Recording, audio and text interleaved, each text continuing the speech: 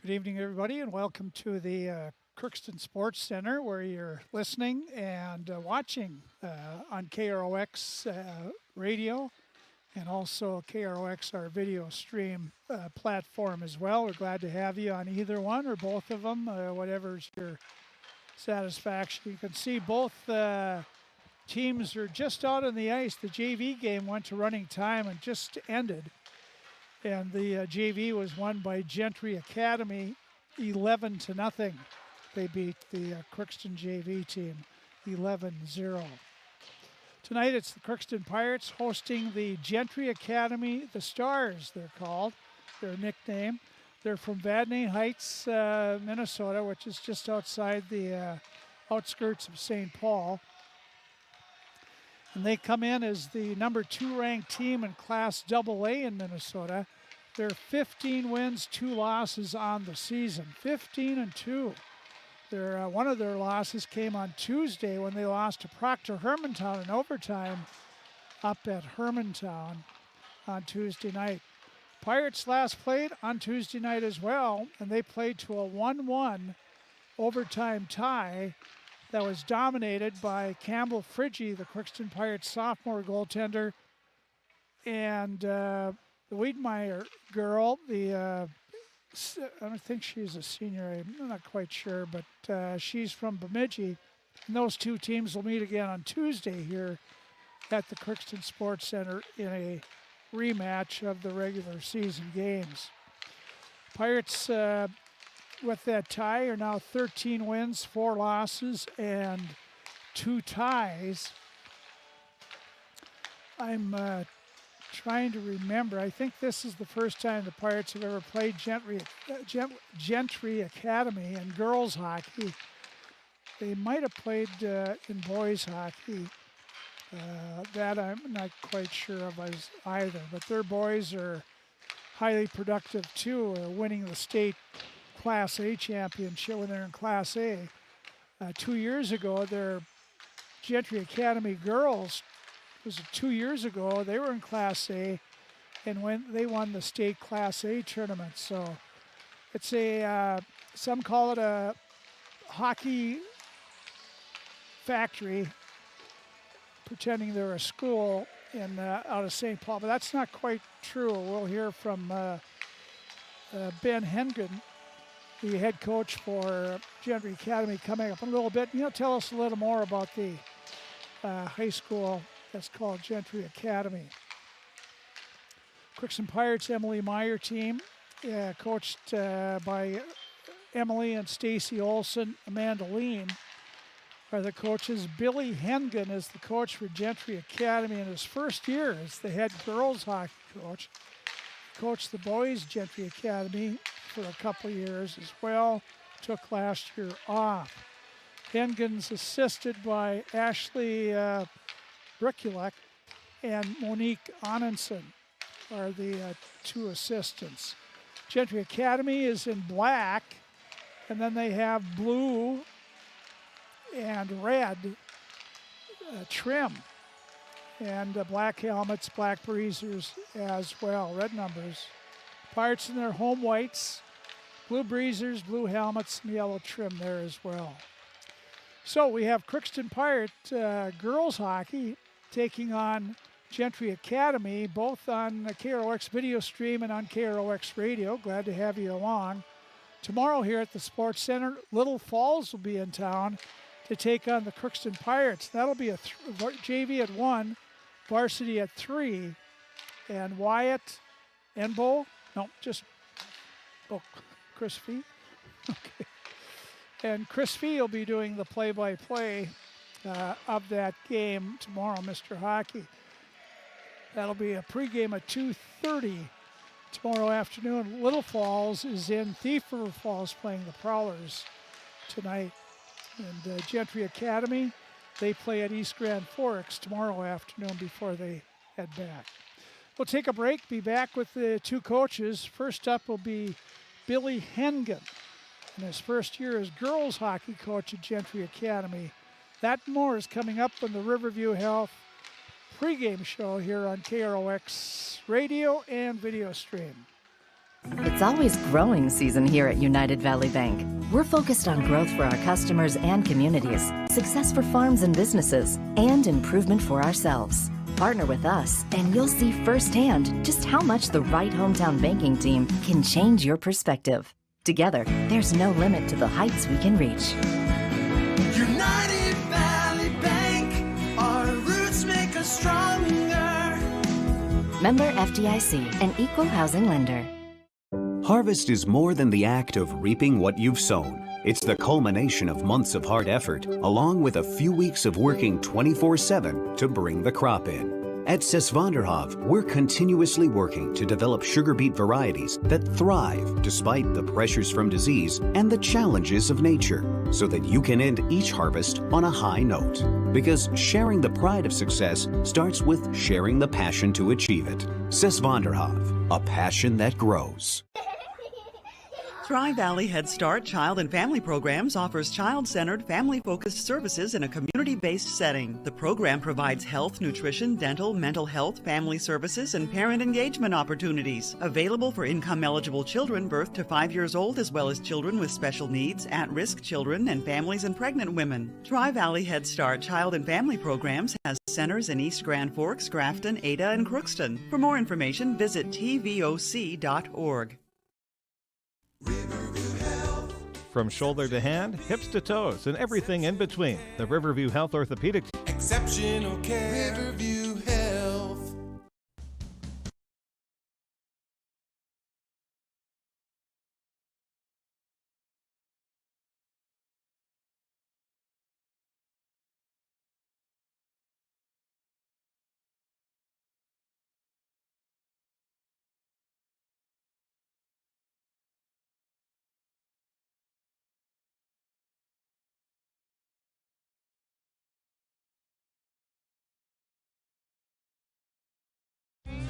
You can make a sweet life right here in the Red River Valley with a career at American Crystal Sugar Company.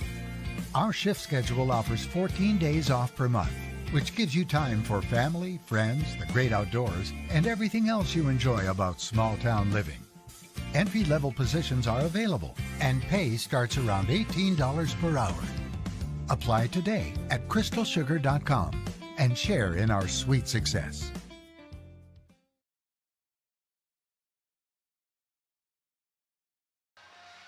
Okay, the two teams warming up. Gentry Academy and the Crookston Pirates and Girls Hockey here. Two teams ranked in the state of Minnesota. The Pirates are ranked 9th in Class A polls, the latest one. Gentry Academy still ranked number 2 in Class AA. Matchup coming up here shortly. We talked to Billy Hingan. He's the head coach for the Gentry Academy Stars here before the game. Billy Hingan, the coach of the Gentry Stars, and coach, you come in 15-2. It's been a great year, I would suspect. Yeah, the girls team at Gentry, we have basically a senior group, and this group went to the Class A finals 2 years ago and lost to Hermantown in overtime in the state championship. And then last year they made it to the semis of AA, and it's basically all the kids returned. So this is my first year on the bench with them. They're a good passing team, puck possession team, and pretty good season going so far. Are you doing anything different than they've seen in previous years? Well, I wouldn't say anything different, but I think I focus on passing in practice, and puck possession we do a thing called the turnover game all the time. So if you turn the puck over, you have to change. If you don't turn the puck over, you can stay out and keep playing the game. And so it's a reward system. And most of the stuff we do involves like doing 3-4 passes before you can shoot, and they like doing that stuff. And we're a really good passing team. We're not always great at finishing around the net against the top teams, but we usually are in possession of the puck, and I think my style of coaching fits how they want to play. You're coming off a tough loss, overtime loss on Tuesday to Proctor Hermantown, but it was a good game evidently. Yeah, it was a really good game. We got down 2-0. We battled back to bring overtime, but they were the toughest defensive team we've seen this year. We really struggled finishing. We had plenty of opportunities, plenty of shots, but credit to them. They just kept the puck out of their net, and they had us on we were basically playing catch up the whole night, and then once we caught them, they got the OT goal, and that's a good team. I think they have a chance to go far in the A tournament. I have to ask you about Warroad. That's the other team you lost to, 10-7. I mean, I'm almost positive Warroad Girls Hockey's never given up 7 goals in a game. What happened in that one? Well, first of all, our starting goalie's bus got locked on the bus, so we didn't have access to it.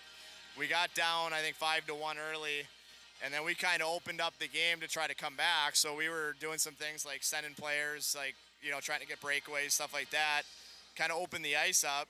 We actually ended up mounting a comeback. I think we got within 1, and then they kind of turned it on, got a couple goals, and it just turned into a fire wagon hockey. And yeah, I've had a lot of people at rinks comment on the score of that game, like what happened in that 10-7 game. You come and play, you played Warroad, but you come and play Crookston tonight. What do you know about them? So we're excited to play Crookston. At Gentry, we've had some difficulty scheduling games. Some teams don't want to play us. I think some people view us as kind of the bad guys of the scene. So we have trouble scheduling games, but when Crookston gave us a game and they have a really good team this year, we were excited to come up. So we hopped on the bus and we said, we'll come play up there. I think Crookston's going to return the favor next year, I think I heard. Yeah, we hope so. We'd like to have them come back down. Next year we're going to have a real young team, and we hope to keep the teams like Crookston on our schedule so we can continue to have good competition. Then you go to East Grand Forks tomorrow. What about Section 8A hockey? Why do you like playing that? Well, like I said, we've actually scheduled some games versus Warroad, East Grand Forks, you guys, Roseau. So we called around the state looking for good competition because we're having trouble getting some games locally, and any of the good teams from the outer area, the 2-1-8s, we were willing to drive up and play them. I'll have to ask you about Gentry Academy. Some say it's a school of hockey. Tell us a little bit about it. So the idea behind Gentry is that during gym class, kids have the option to do a traditional gym class. They have the option to go on the ice and play hockey. They have the option to do lacrosse. We actually have baseball as an offering now too. So kids have an opportunity to work on what they're passionate about in terms of sports if they choose to instead of traditional gym class. And we think it utilizes that hour time frame, giving kids more what their passion is, what means a lot to them is usually their sport. So we try to give them that option to work on their passion during the day. Other than that, we're a traditional school with traditional classrooms, and then we also are in the Minnesota High School League. We abide by all their rules, all that kind of stuff. So there's nothing really unique about us except that instead of traditional gym class, the kids have the option to skate if they choose. Where are your players from? All over? Are they generally right around your area in St. Paul there? We started off as a private school, and the original teams that were younger players, like 14 years old per se, we would travel around and play different teams from around the country when they were young. So we had some kids that were in the school, and when they were in the school as 9th graders, that makes them eligible to play high school hockey because they've been with us. Some of those kids were not from the area, but those kids have graduated. Just about every single kid at Gentry right now is just a local kid. So good. We've evolved into just a traditional local school. Good. Well, Coach, welcome to Crookston. Hopefully it's a good game tonight, and best of luck tomorrow as well, and a safe trip home. Well, thanks for putting it on the radio. People can listen. Billy Hingan, the head coach for the Gentry Academy Stars, 15-2 on the season. Both teams are in the locker room now. The Zamboni is out doing its work. We'll be back, take a break, and we'll be back and hear from Emily Meyer, second-year head coach for the Crookston Pirates. Coming up next on the Riverview Health pregame show on KROX Radio and KROX video stream. Shopping for groceries is easier than ever with Hugo's Family Marketplace. To simplify life, Hugo's offers convenient online shopping with delivery or curbside pickup at gohugos.com. Even better, shop on the go with the Hugo's Family Marketplace smartphone app. Download eCoupon, recipes, grocery list, weekly your grocery order right from your phone. Save time and save big with Place, your hometown grocer since 1939. You're gonna find more low prices, more great stuff when you go to Hugo's. At Crookston High School, we really have a lot going on. There isn't that much going on. Oh yeah? We have softball, baseball, track and field, soccer, swimming, tennis, golf, volleyball, trap shooting, hockey, basketball, wrestling. So we have a lot of sports. And there is orchestra, band, choir, visual arts, speech, theater, Leo Club. And Crookston is one of the highest academic schools in the region. Really? Yeah, really, especially in math and science. I guess we do have a lot going on. Yeah, and that's why Crookston High School is my education destination. Welcome to Andy Oman State Farm. We're located on 423 North Broadway, next to Holiday in Crookston, Minnesota. Third generation agent with State Farm. We've got a team here with over 75 years of experience, 6 of us fully licensed, here to serve you. We know insurance is about a promise, and we're here from the beginning to throughout the whole process to deliver on that promise. Nobody likes to wait on hold, and neither do we. Give our office a call where a cheerful voice is ready to help you right away. Call 218-281-3643. The Crookston Eye Clinic is your hometown eye clinic. Whether you have cataracts, glaucoma, macular degeneration, it's important to have your eyes evaluated to keep them healthy. The Crookston Eye Clinic is open Monday through Friday from 8:30 a.m. to 5 p.m., but on Thursdays they open at 9:15 a.m. They also have a second location in Foston to offer you even more appointment options. If you've been wanting to try contact lenses or looking for a new pair of glasses, the doctors at Crookston Eye Clinic are available to see you. Doctors Forget Smith and Jananetta are all accepting new patients. Call 218-281-2020 for the Crookston and Foston Eye Clinic, the best care in sight.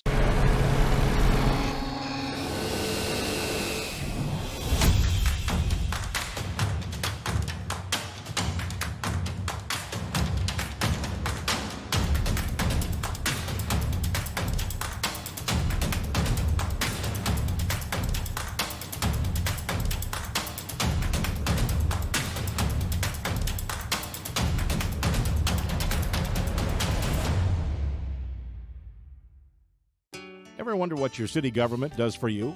They provide police and fire protection, emergency and disaster preparation, building code and zoning enforcement, street repair, cleaning and snow plowing, curbside garbage and recycling collection, plus spring and fall cleanup weeks. They deliver safe drinking water and maintain a wastewater system. They care for 22 parks and provide year-round recreation activities.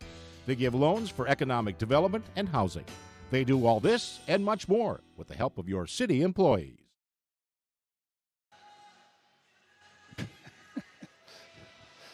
We're back here, and Billy didn't want to be on again, so we're trying to get Emily Meyer up here. Let's see if we have some success here.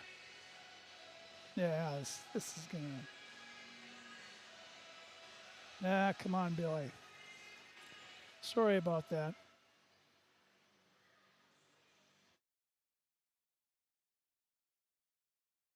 How was that game at Bemidji?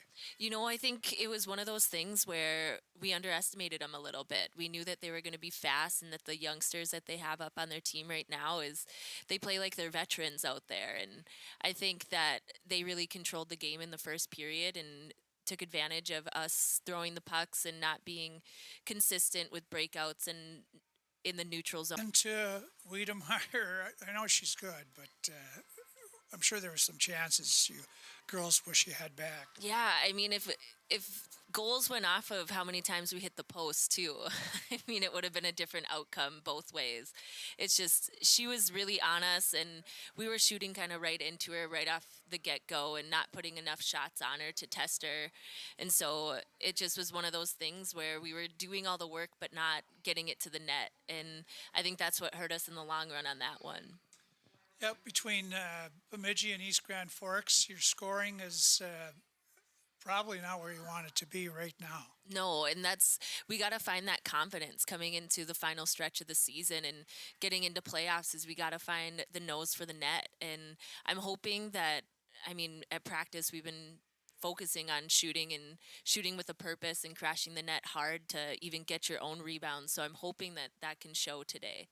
You've had great goaltending all around, and you've had three goalies that have had picked up wins this year, but you can't rely on the goalies all the time. No, and I think that even came down to what it was in the Bemidji game is, you know, Campbell's so so confident back in that net, and when she's on, she's on. And I think we rely on her a little bit too much when it comes down to bigger games, because our defensive zone starts to break down. We start to run around a little bit, and when we do that, that's when teams get to capitalize. So I'm hoping that we can work on just staying in our positions, keeping them to the outside, keeping the shots away from Campbell, and getting the puck out as fast as we can.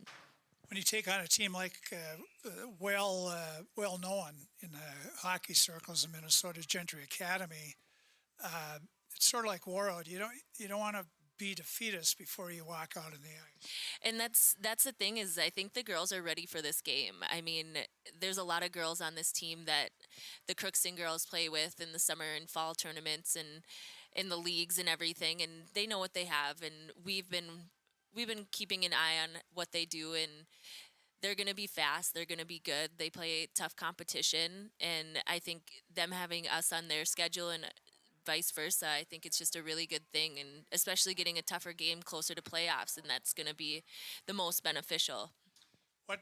One big line I think they have, sort of like Warroad, does most of their scoring. Yeah, and that's kind of the thing too that we got to be prepared for, is making sure that we start the game off strong and keeping them to a minimum and keep them a little bit contained. And if we can do that, then I think we can win this game. Talking to David Marvin when they lost or beat Gentry 10-7, he said the best thing about it is we won. He said, I don't want to talk about it anymore.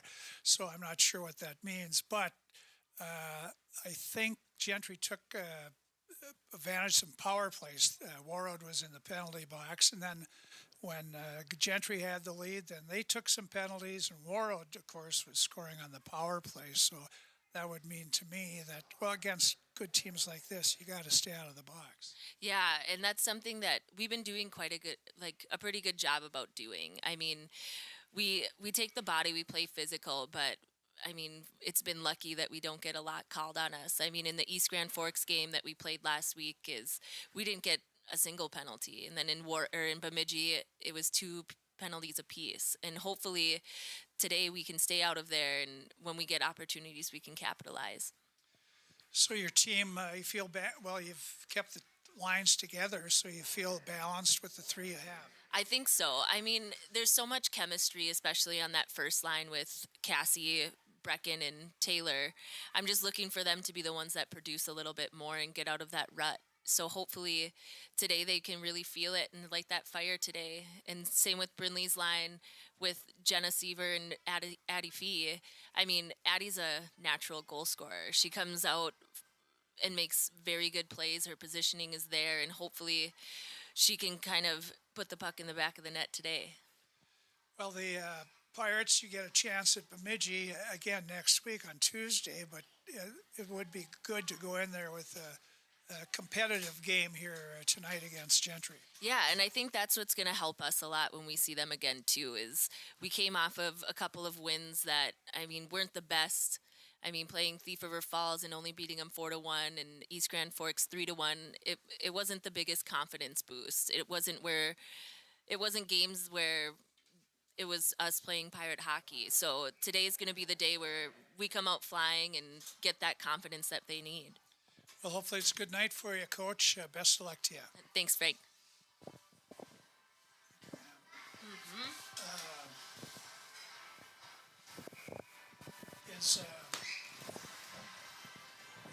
Emily Meyer, coach of the Crookston Pirates there, and her comments before the game coming up here.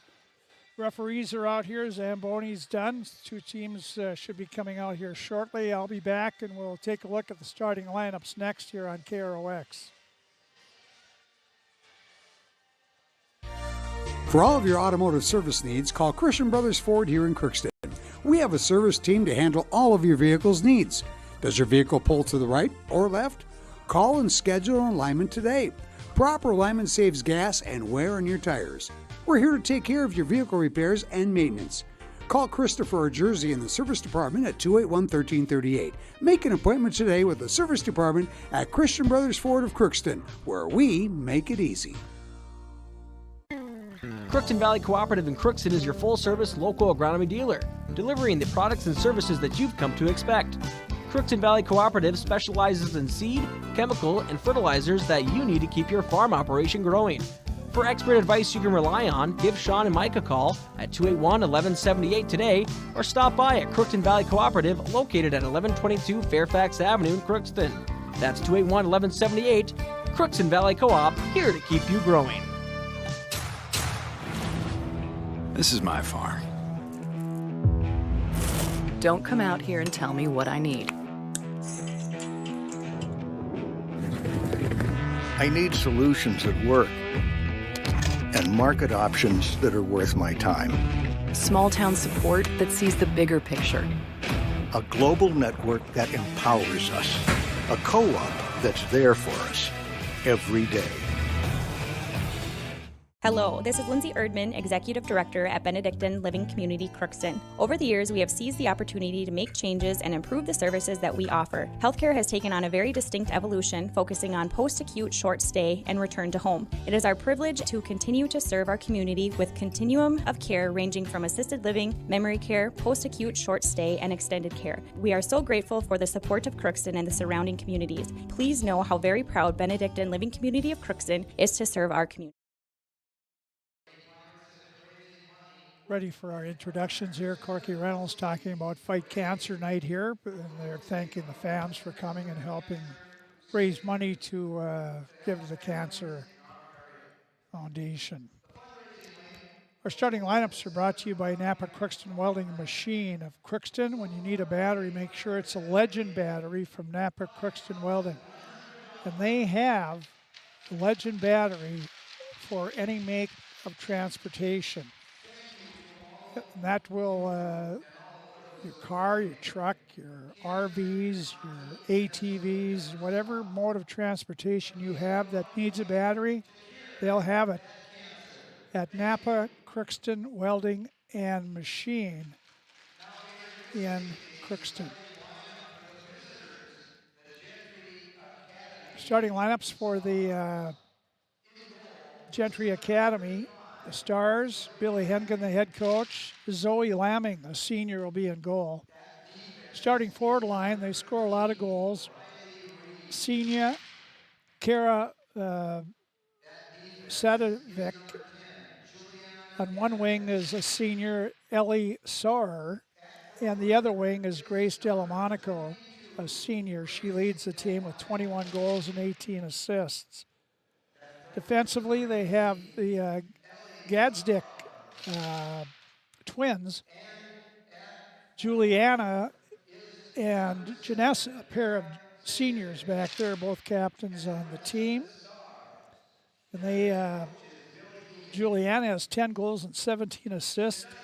Her twin, Janessa, has 11 goals and 20 assists on the season. A lot of seniors on this team for Gentry Academy. For the Crookston Pirates, Emily Meyer with Stacy Olson and Amanda Lean. Pirates 13-4-2. They'll start Campbell Friggy in goal, the sophomore. 7 wins, 4 losses, 2 tie record. 2.24 goals against. Her save percentage, .916. She has 3 shutouts. Starting forward line will be junior Cassie Solheim at center. Brecken Tall, a junior, at one wing. Brecken leads the team in scoring, 12 goals, 13 assists. Taylor Field, a freshman, is at the other wing. Brindley Coleman, a junior, centers another line with Addie Fee, a sophomore, and Jenna Seaver, a senior, at the wings. Then Emma LaPlante, a freshman, between sophomore Parker Strand and senior Grace Fisher. Defensively, the Pirates have Reese Swanson, a junior, leads the Pirates in goals scored. She has 17 goals, 7 assists on the year. Kaylee Clausen, a sophomore, partner with her. And the other defensive pair is freshman Ashlyn Bailey and junior Morgan Nelson. That's the way the Pirates will go. Kaylee Magson, the senior, is the backup goaltender. So that's your starting lineups for Napa Crookston Welding and Machine before each local game that we carry on KROX. Hey, thanks for joining us. We will be back and have the opening drop of the puck. Gentry Academy in town from St. Paul taking on the Crookston Pirates. Coming up next on KROX radio and video stream. Our school district has a long history of providing opportunities for all community members, from our youngest students to adults. We believe strong schools lead to strong communities. We are proud of our district. And as we look toward the future, we know there is continued work to be done to ensure that all students have excellent opportunities in education. On February 14th, voters in Crookston will have the opportunity to vote on a single-question referendum to build a multi-use complex on school property. The facilities would include an artificial turf field, 8-lane track, press box, seating for over 750 spectators, and a concessions and restrooms area. If the referendum passes, the average tax impact on a $200,000 home would be $2.75 a month. 36% of the total referendum cost is covered by the Ag to School tax credit and state aid. If the referendum does not pass, the need for a facility with a usable track and field space for competitive programming will still exist. And while we currently use the University of Minnesota Crookston spaces, we cannot use our state-funded long-term facility maintenance dollars to upgrade a property we don't own. This investment in our schools is an investment in our students and our community. Please learn all you can about the upcoming referendum and be sure to vote on or before February 14th.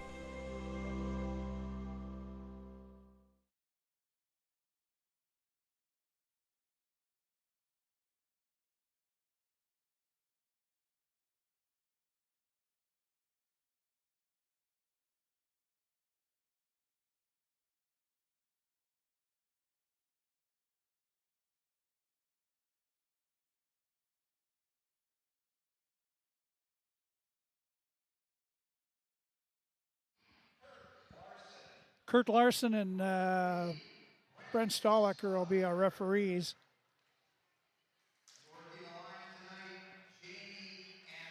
Jamie Anderson, young lady, is the Lions person for the game tonight.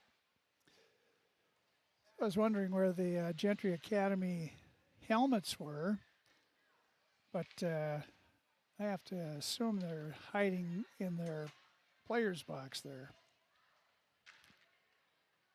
Pirates had little sisters out there. They do that almost every home game. The Pirates haven't had many of them, but every home game they've another home game Tuesday night. Then I think it's Thursday next week. They go to Mayville, and they'll play in Mayville against East Grand Forks, third meeting of the season between on a neutral rink.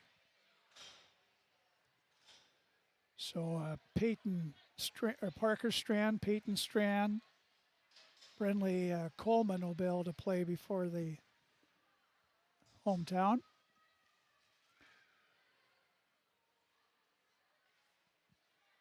Pirates going to our left.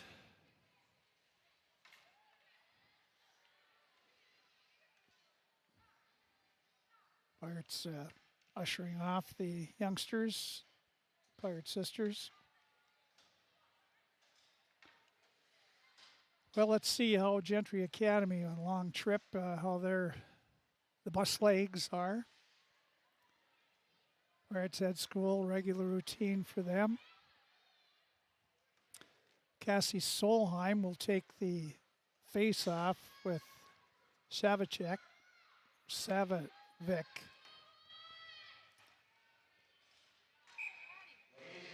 Here's the drop of the puck, and it's Gentry Academy. Della Monica, she had it knocked away. The Pirates get it outside the zone, back at center ice. Gentry Academy at their own blue line. This is Reeves. Gets it back in the Crookston zone. Solheim there, can't get it out. Kept in, and now Cassie got it back and got it out of the zone. Here comes Gentry Academy again, up to Sauer. And back in the corner, she goes behind the Crookston net, looking now. She turns around and slides it in the corner off a stick there. Solheim to Swanson. Reese Swanson comes out, and she's going to ice the puck.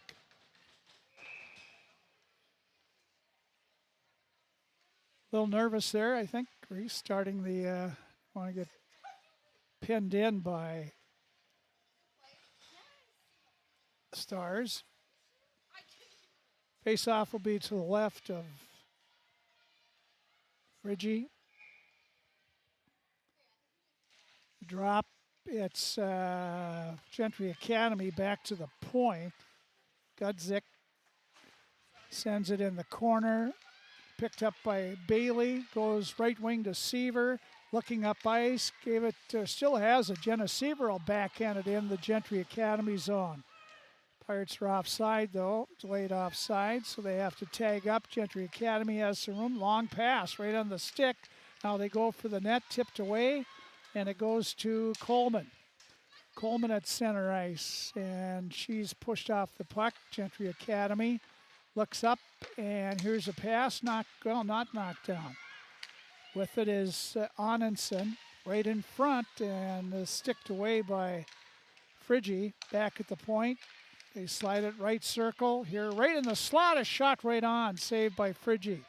Fee has it now, and she'll lift it down ice. Won't be icing, but the Pirates able to change their lines. Going with two lines to start with. Puck at center, Clausen knocked it back in the Gentry zone, and Gentry Academy to center. They're in the zone, taken away nicely by Swanson. Reese behind her net to Clausen, quickly left wing. Tull's pass, a knockdown. Solheim trailing, gets it out to just too far for field. Taylor gets it to it though and knocks it in the Gentry Academy zone. They come out to Reeves, the defenseman. She carries it in the Crookston zone. Now Lux goes behind the Crookston net. It's in the far corner. First there is Gray. Gray puts it in front. It's could have been on net there. I think it was. Campbell Friggy made the stick save and covers up. Pirates using quick shifts here. 2:35 we played, and this will be the fourth line they have out, fourth time they've been out there. Here's Savicek facing off with Coleman. It's in the Crookston corner. They go back to the point, teeing up a shot, gloved by Friggy. That was a shot off the far point by Schellscheider. Coleman again facing off with Savic. Back, it's on the point. Knocked in the corner by Gadzik. Now, the Pirates waited for the puck and it didn't get to him, and Gentry Academy gets it back to the far point. Gadzik. Now here's a shot from the point. It's tipped aside by Friggy. They get it back in front. It's back at the point, sent behind the Crookston net. That's where Savicek, back to Gedzik, and back to Savic. Savic, a shot right on, saved by Friggy. Steers it out, she's got 5 saves already. Here's Gentry Academy, Juliana Gedzik. Sent it in the slot area.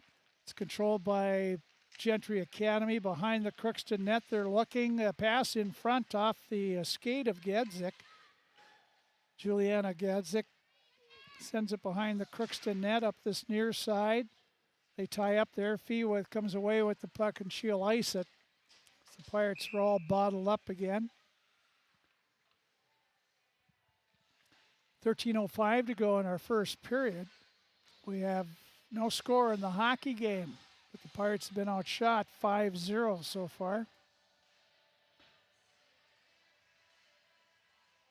Solheim takes the draw and tied up again in that circle. It bounces, the puck bouncing around. It comes out to the Pirates and flipped out by Tull. At center, Gentry Academy there, slapped at it. Tull knocks it down. Preck and Tull got it to their blue line. Now got it in the zone. Field knocks it in the corner. Gentry Academy pass picked off by Tull in front. Solheim scores! Cassie Solheim got the rebound, and the Pirates take a 1-0 lead. Well, that's what the coach wanted. Shoot with a purpose, get the rebound, and stick it in. 4:20 mark. Cassie Solheim gets her 7th goal of the season on the rebound in front. Brecken Tull will get 1 assist.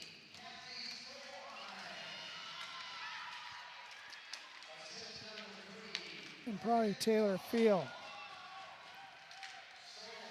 No, just Tull.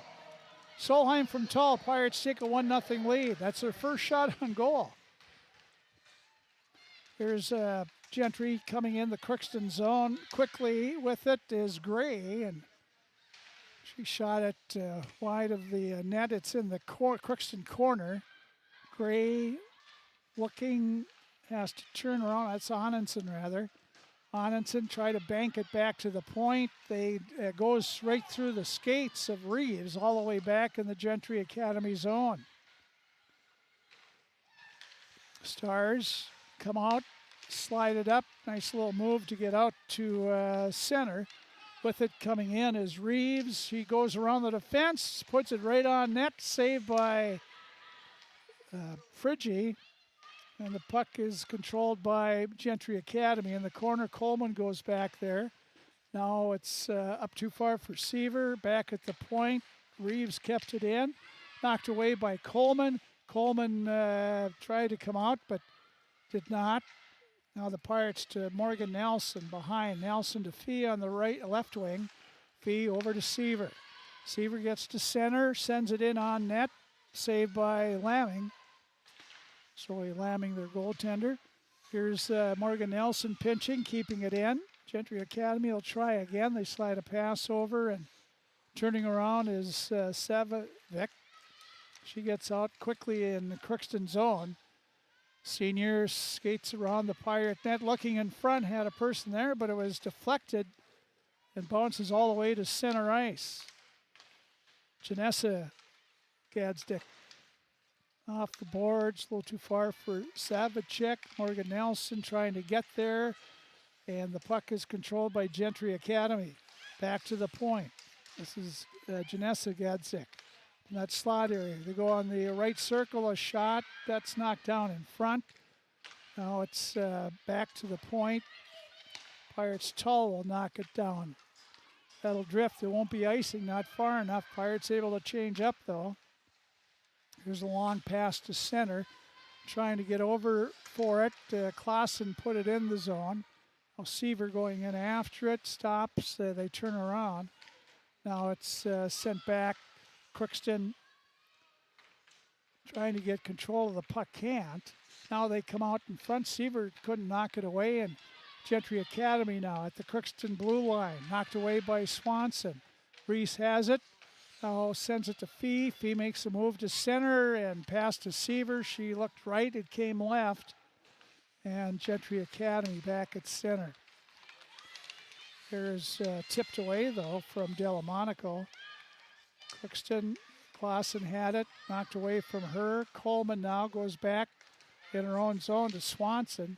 Comes to Fee on the left wing. Fee turns in her own zone over to Swanson. Reese behind the net, send it to Clausen. Clausen tried to get it up to Fee, knocked back in by Gentry. It's behind the Crookston net. Swanson is there, takes a bump from Onenson. Now comes to Fee on the near side. Fee, her pass, flex over to Swanson. Reese Swanson gets up to center. She'll backhand it in. The Pirates trying to change up here, but the puck was stopped by Gentry Academy. Now the Pirates put it right on net. That was Bailey, so no icing. Lamming had to make the save. Now it's here comes Gentry Academy, and the Pirates got caught pinching in, but the Pirates back checking nicely. Here's a shot knocked down by Morgan Nelson, and what went up into her paraphernalia there. And face-off will be to her left side. Campbell Friggies. Solheim will take the face-off with Hanrahan. Crookston gets it. Coming out is Tall. put it around the 1, and now goes after it in the corner. Gentry Academy, they break out nicely though. No problem for them.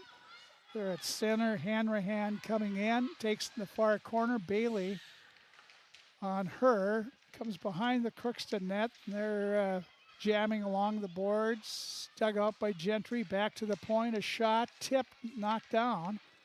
Now it's along the near boards.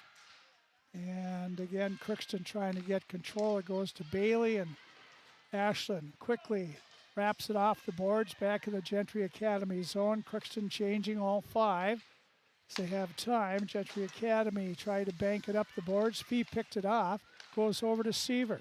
Seaver just inside the blue line lets a shot on, and it's gloved by Lamming, who makes the save. And the face-off will be in the Gentry Academy zone with 7:34 to go in the first period. 1-0 Crookston has the lone goal. Shots are 7-4 now, Gentry Academy.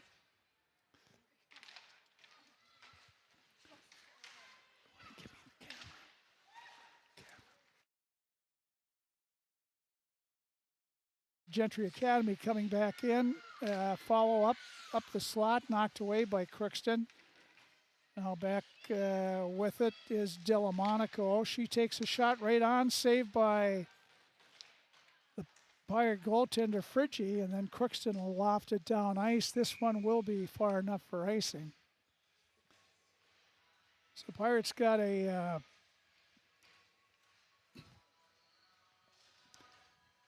Pirates have a game plan here of trying to get, well, if they have to ice or don't try to ice, but if they have to do it. Here's off the draw.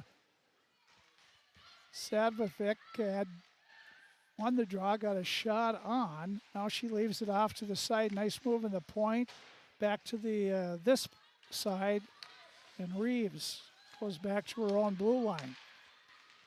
Sends it across. They get up to Savacek. She gets it up for Reeves. She's tripped up, and Brecken Tull's going to get 2 minutes for tripping here.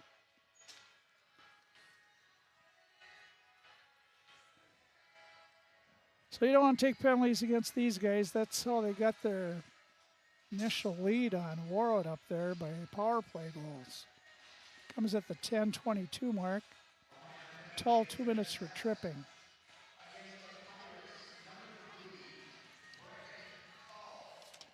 Face off to the right of Friggy. They kick Coleman out of the circle. Fee takes in the draw. She wins it back to Bailey, who ices it down. Skating short-handed is Crookston. Behind their net goes Gentry Academy, now out. They get center ice, weave their way into the Crookston zone. They do. Fighting off a stick check. Now they have it behind the Crookston net. Still working it back to the point. On this near side, it's Gedzik. Now they go back along the boards to Janessa. Gadsdick, here's a shot right on. Saved by Friggy. Rebound, they get it, but they put it back to the point, but it was off the mark, and it comes back to the Gentry Academy blue line. Now the Stars get it to center ice in the Crookston zone again. Work it along the far boards. And now behind the Crookston net. Slowly, they work it, trying to get up here. Right circle, a shot on, and went off Friggy behind the net. Again, it's back to the point. Pirates in that little triangle. Looks like here's a pass across. They score. The pass came from the right circle in front, and it Kara Savovic gets her 17th goal of the year as they score a power play and tie it up at 1-1. 11:41 mark.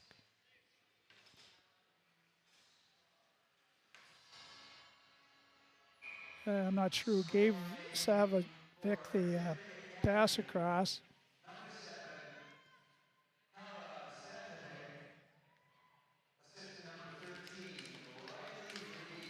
Reeves, the defenseman, was down low and got the nice pass across. So 1-1 game. Puck back in the Crookston zone right away again. With it is Solheim. Cassie had it knocked off her stick. Reese Swanson in the corner. Now she gets away, comes left wing to Tull. Brecken Tull at center, knocks it in the zone, and they call offside in the Pirates there.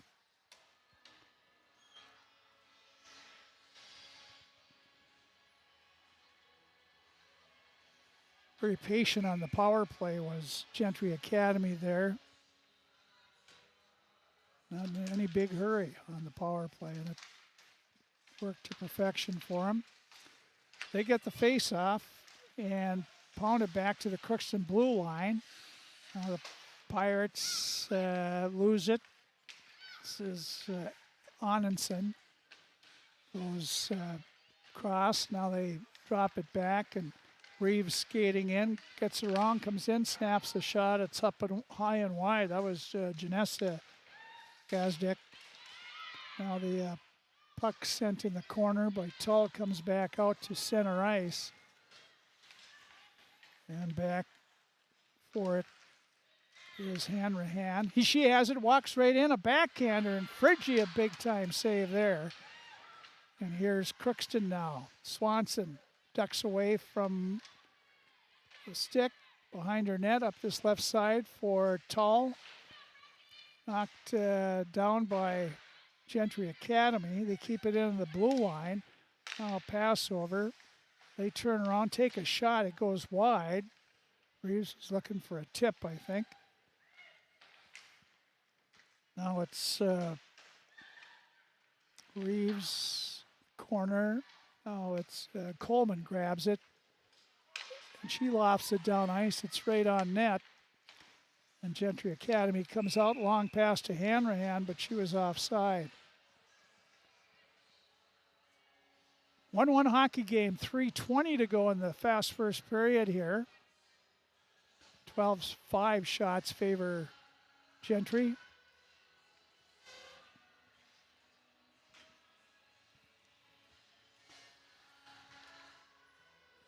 Coleman taking the face off.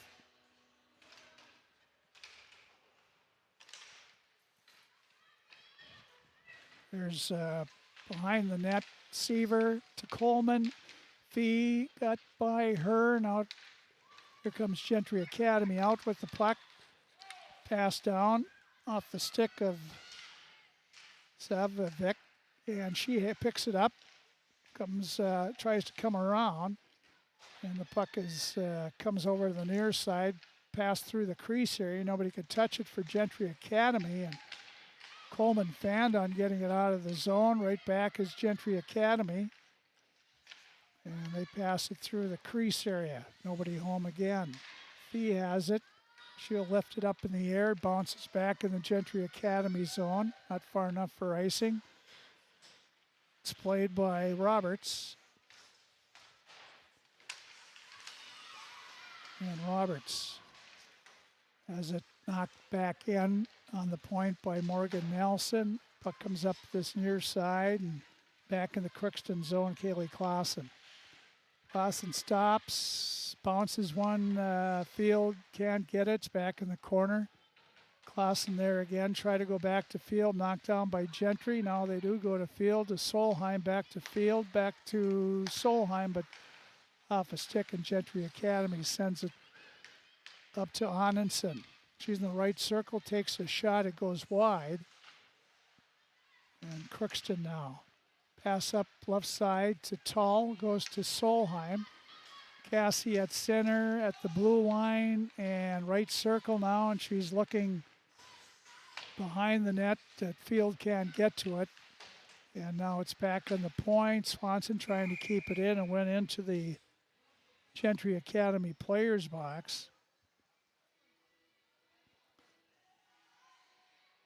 Face-off will be back in the Gentry Academy zone.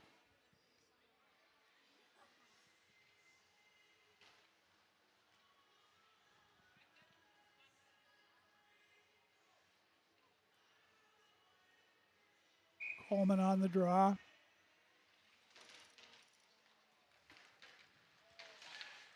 Sent off the boards, back at the point, kept in by Clausen.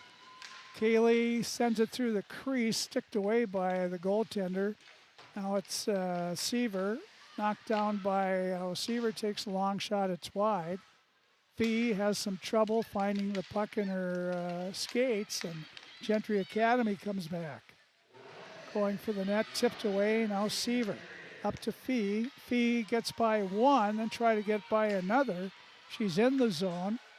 Right circle, tried a backhanded pass, but intercepted by Gentry Academy.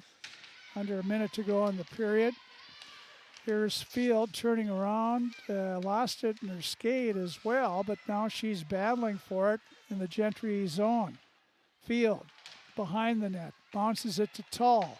Tull in the slot area, Morgan Nelson, but it's picked up by Gentry Academy. Now it's to Savishvik and knocked down by Agater. Tipped away in the corner by Crookston. Gentry Academy tried to center it, but Field has it. 5 seconds to go in the period. She sends it down ice, and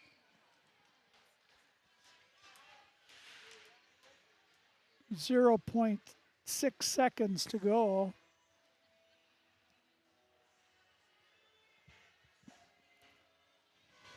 That's not home ice advantage there. Face off to the left of Crookston. The buzzer goes to end the first period of play. The score after one period, it's the Crookston Pirates 1 and the Gentry Academy Stars 1. The Pirates were outshot 12-5 in this first period of play. So we'll see. We'll take a look at the stats and stuff when we come back here. It's a fast pace, pretty much dominated by Gentry Academy, but Pirates scored first. That always helps. And they got their first shot on goal was a goal. So that's not bad the way you want to start it. So we'll be back, take a look at all that. When we come back, it's 1-1 Crookston and Gentry Academy after one period of play. Pirate Girls Hockey on KROX Radio and on the video stream and KROX as well. It's always growing season here at United Valley Bank. We're focused on growth for our customers and communities, success for farms and businesses, and improvement for ourselves. Partner with us, and you'll see firsthand just how much the right hometown banking team can change your perspective. Together, there's no limit to the heights we can reach. United Valley Bank, our roots make us stronger. Member FDIC, an equal housing lender. Harvest is more than the act of reaping what you've sown. It's the culmination of months of hard effort, along with a few weeks of working 24/7 to bring the crop in. At Sesvanderhof, we're continuously working to develop sugar beet varieties that thrive despite the pressures from disease and the challenges of nature, so that you can end each harvest on a high note. Because sharing the pride of success starts with sharing the passion to achieve it. Sesvanderhof, a passion that grows. Tri-Valley Head Start Child and Family Programs offers child-centered, family-focused services in a community-based setting. The program provides health, nutrition, dental, mental health, family services, and parent engagement opportunities. Available for income-eligible children birth to 5 years old, as well as children with special needs, at-risk children, and families and pregnant women. Tri-Valley Head Start Child and Family Programs has centers in East Grand Forks, Grafton, Ada, and Crookston. For more information, visit tvoc.org. From shoulder to hand, hips to toes, and everything in between, the Riverview Health Orthopedic Team has you covered. With advanced training and joint replacements, upper and lower extremity, spine, foot, and ankle care, you know you'll be in good hands with Drs. Spinell, Schall, Sekundiak, Stanky, Kim, and Abasi. For appointments, call Riverview Clinic at 218-281-9595. Riverview Health, exceptional people, exceptional care. Riverview Health. Grove Mechanical in Crookston wants to help you make the air in your home absolutely perfect with reliable, award-winning Lennox products. Ask them about available rebates from your local utilities. Stop in today at Grove Mechanical. Give them a call, 218-281-3863, or you can visit them at grovemech.com. For great products, big savings, and perfect air, think Grove Mechanical in Crookston. They are your hometown heating and cooling professionals. You can make a sweet life right here in the Red River Valley with a career at American Crystal Sugar Company. Our shift schedule offers 14 days off per month, which gives you time for family, friends, the great outdoors, and everything else you enjoy about small-town living. Entry-level positions are available, and pay starts around $18 per hour. Apply today at crystalsugar.com and share in our sweet success.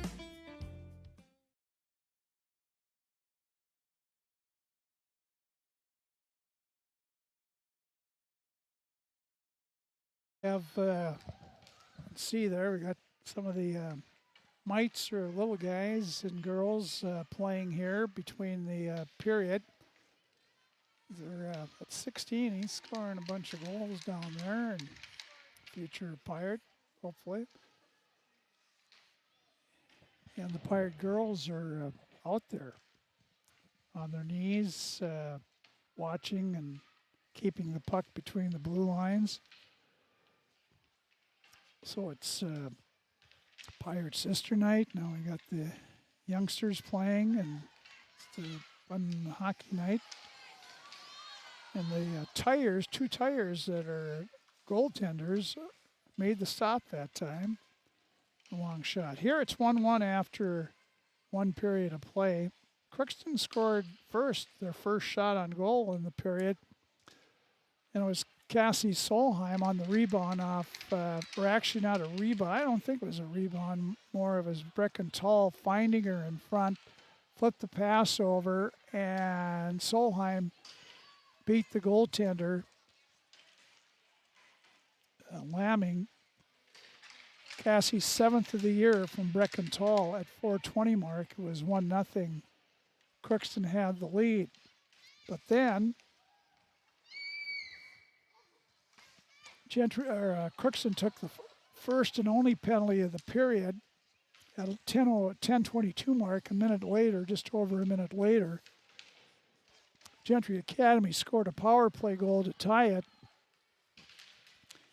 As one of their leading scorers, senior Kara Savovic, her 17th goal of the year from defenseman Riley Reeves. It was a nice pass. She was in the circle to the right side of Friggy and slid it across to in the middle, right in front of Friggy actually, and tipping it by was Savovic and Gentry Academy. Savovic from Reeves at 11:41. It's 1-1 after one period of play. One penalty, as I said, it cost the Pirates. Pirates' penalty kill has been very good this season. Excellent, as a matter of fact. Pirates have given up only 7 power play goals against them in 53 chances. So it's about 12% on the penalty kill for Crookston. But this one got them tonight to tie it at 1 apiece. Save department, Zoe Lamming of the goaltender for Gentry Academy had 4, while the Crookston Pirates' Campbell Friggy had 11. So shots were 12-5, favoring Gentry Academy, and they both teams are tied at 1 apiece. Pirates have played a 1-1 overtime tie their last game, and that was against Bemidji on Tuesday. And we'll see what happens here today. About 10 seconds left to the youngsters' game between periods. And I think the white team won handily. Nice hand for the Tykes. We'll be back to the Crookston Arena, Crookston Sports Center. It's 1 1 after 1 on KROX radio and video stream. Shopping for groceries is easier than ever with Hugo's Family Marketplace. To simplify life, Hugo's offers convenient online shopping with delivery or curbside pickup at gohugos.com. Even better, shop on the go with the Hugo's Family Marketplace smartphone app. Download e-coupons, recipes, grocery lists, weekly ads, and place your grocery order right from your phone. Save time and save big with Hugo's Family Marketplace, your hometown grocer since 1939. You're gonna find more low prices, more great stuff when you go to Hugo's.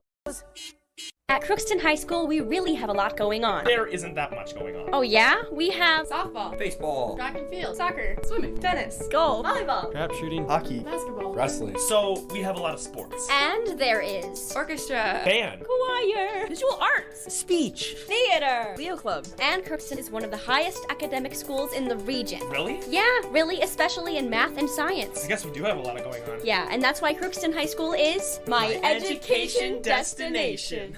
Welcome to Andy Oman State Farm. We're located on 423 North Broadway, next to Holiday in Crookston, Minnesota. Third generation agent with State Farm. We've got a team here with over 75 years of experience, 6 of us fully licensed, here to serve you. We know insurance is about a promise, and we're here from the beginning to throughout the whole process to deliver on that promise. Nobody likes to wait on hold, and neither do we. Give our office a call where a cheerful voice is ready to help you right away.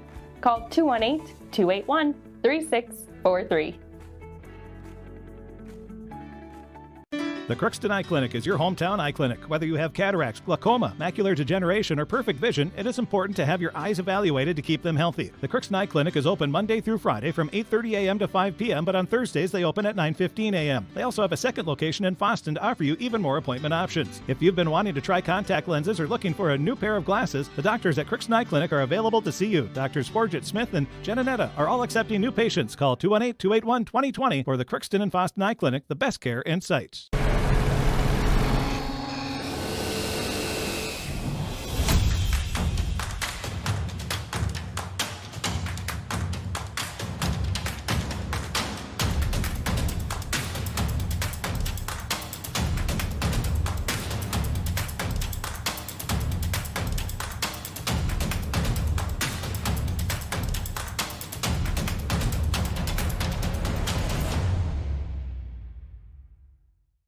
Ever wonder what your city government does for you?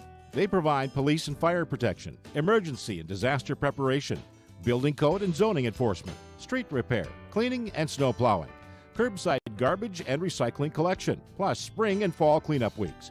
They deliver safe drinking water and maintain a wastewater system. They care for 22 parks and provide year-round recreation activities. They give loans for economic development and housing. They do all this and much more with the help of your city. After one period of play, Crookston tied with Gentry Academy. Gentry Academy ranked number 2 in Class AA in Minnesota, 15-2 record. Their losses to the number 1 and 3 teams in this Class A in Minnesota, Warroad number 1 and Proctor Hermantown on Tuesday, number 3.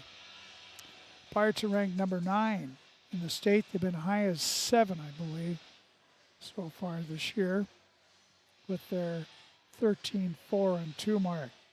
Junior varsity game was won by Gentry Academy 11-0, and both teams tied at 1.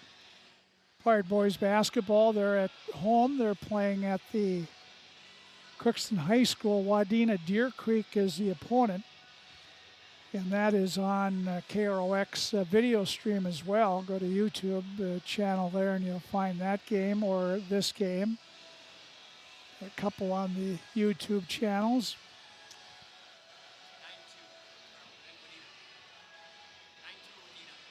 9-2. Well, just underway, 9-2. Wadena Deer Creek leading the Pirates in the varsity game tonight. Tomorrow afternoon, tomorrow the Pirate Wrestlers are at the Big Thief River Falls tournament at the Ralph over there. That'll start about 9 o'clock tomorrow. And the Crookston Pirate Boys hockey team will be hosting Little Falls. And again, that's JV at 1, varsity at 3 here at the Sports Center And KROX will have it both on the radio and video streamed as well. And next week is another busy week for the, but also tomorrow we got college hockey. The Gophers will be on KROX. They host the Michigan Wolverines. That should be a good series. I think the Gophers swept them in Michigan. Now they'll try to do the same thing here.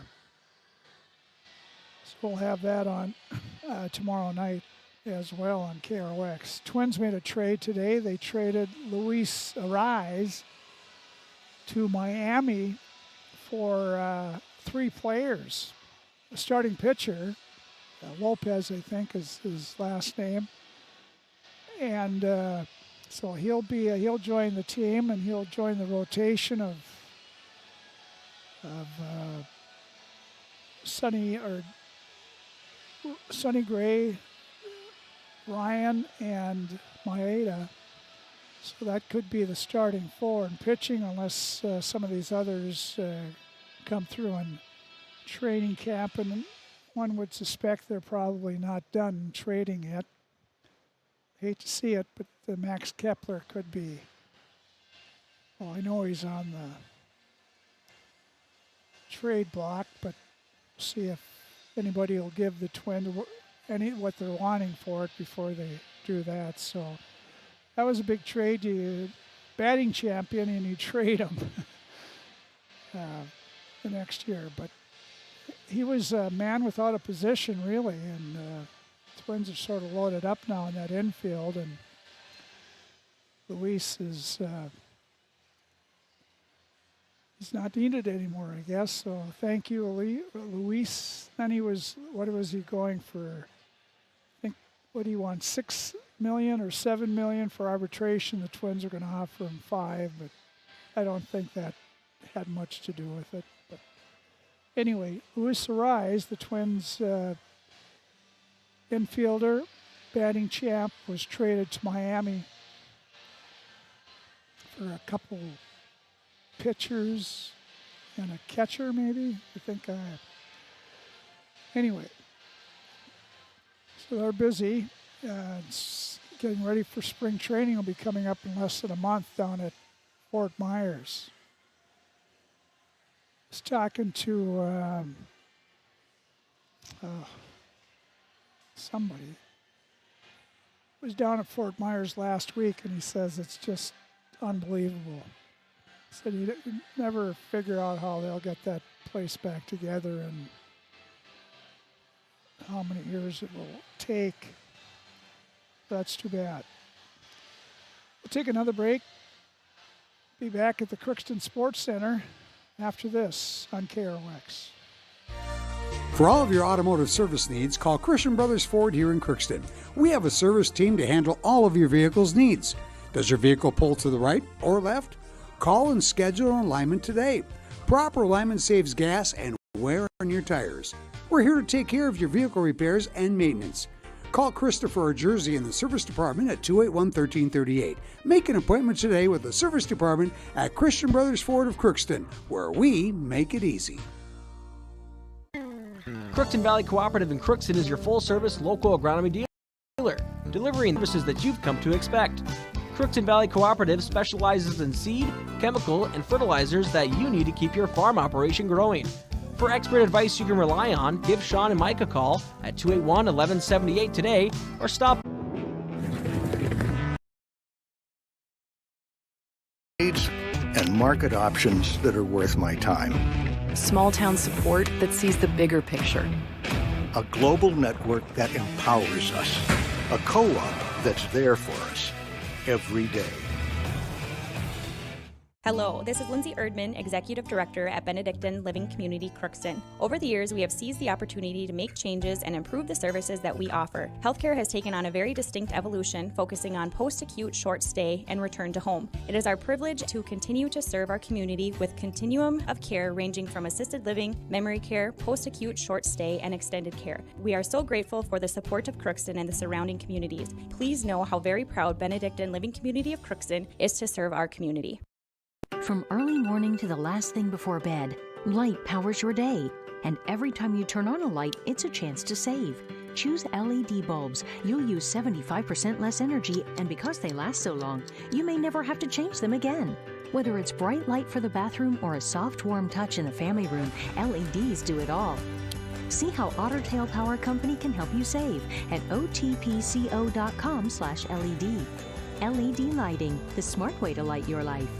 Society, winning has come to mean everything. If winning comes at the expense of good sportsmanship, everyone loses. Nothing is gained in the long run. Good sportsmanship is the result of a disciplined effort to respect yourself, your opponents, and contest officials. Remember, good sports are winners no matter the score. This reminder is brought to you by the Minnesota State High School League.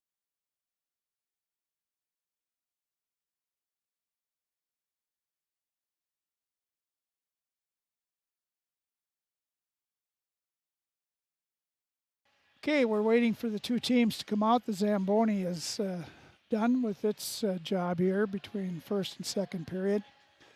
1-1 hockey game between Crookston and Gentry Academy. Gentry Academy used to be Class A, and they went to Double A because they had good success in Class A, and I think most of the schools wanted them to go Double A. So I'm not sure if it was under pressure they went Double A or not. But they are Double A now. It's a boys hockey team as well. They're Badney Heights. It's just really on the outskirts of St. Paul.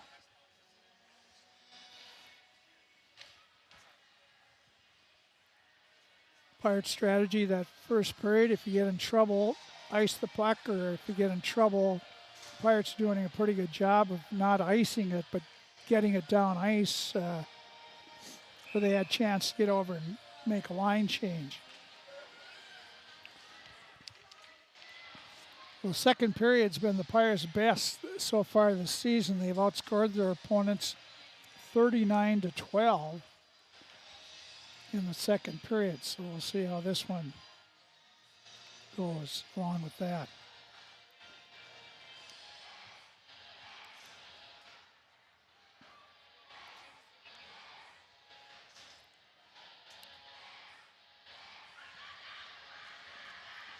Crookston around their goalie, the starters, and the Gentry around their goalies on the bench area.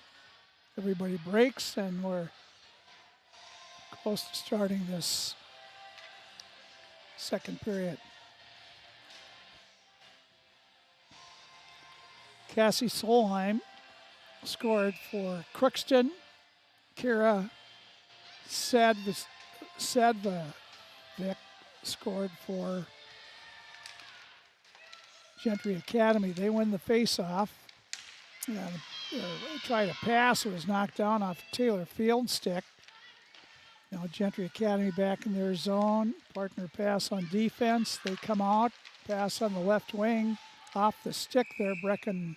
And they're going to call offside on Gentry Academy.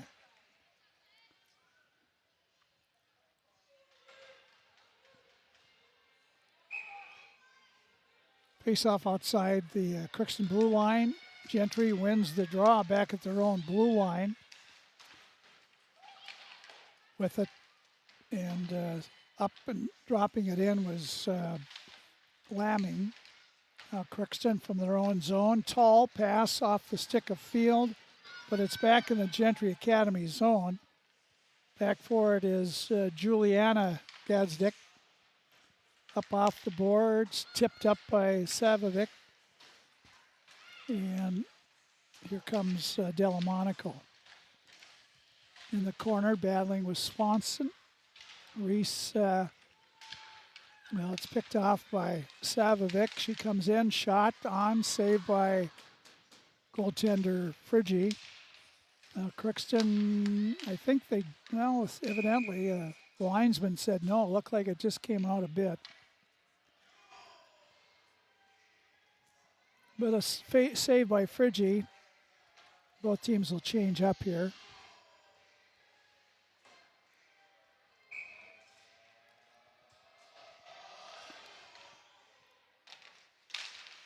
Savovic still out there. The Pirates get it out of the zone.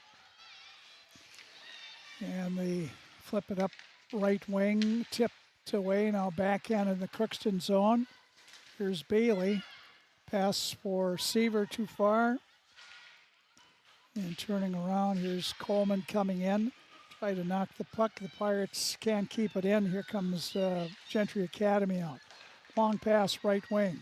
Here comes Gentry Academy. Nice play by Morgan Nelson to knock it away. Behind her own net, Morgan there. 2 Gentry Academy players on her. Coleman there. She's tripped up.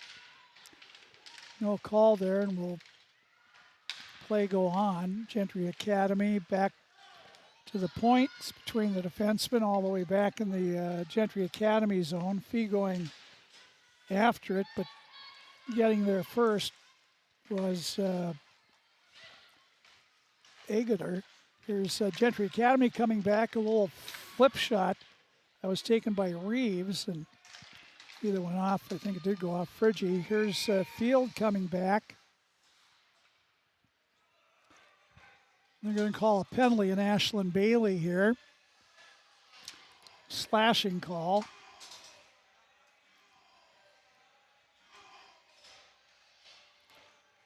.220 mark of the second period, slashing on Bailey.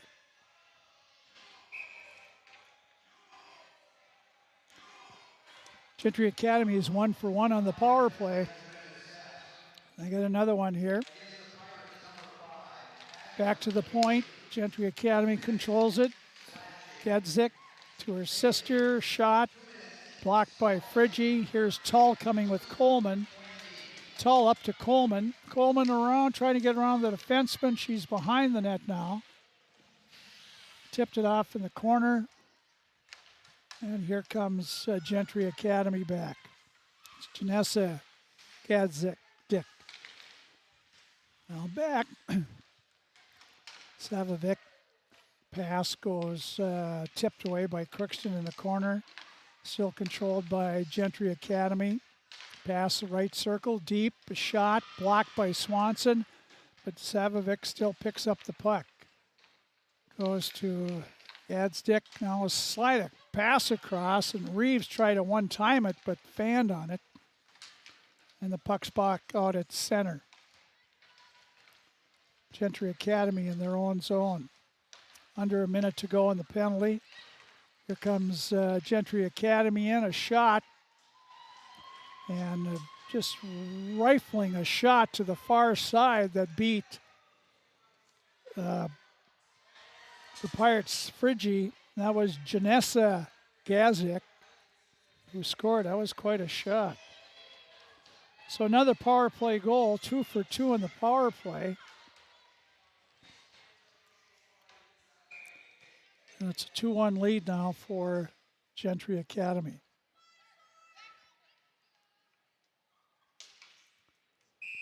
This is one of the twin sisters, Janessa.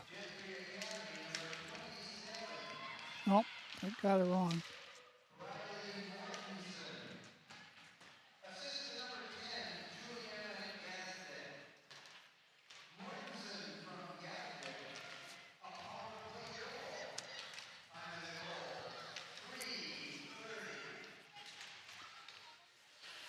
And puck is in the Corky. Is she even on the roster? Is she even? JV. I don't think that was her. No, that's what it says. I got no 27s here. It was the other. Here's control by Gentry Academy. 2-1. Mortensen scored the goal. I didn't even know she was out there. Controlled by Gentry Academy, back to the point. It's Avalar, try to send it across. Fee picks it off, sends it back. Here's a race for the puck. After it is Field. Field gets there first. That's a shot. Go scores! Taylor Field on a loose puck. Has it in the right person. And that was Taylor Field with that speed. She grabbed it, got to the circle, to the left side of the goalie, and beater on the far side. Comes at the 4:38 mark. Taylor Field scores her 11th goal of the season.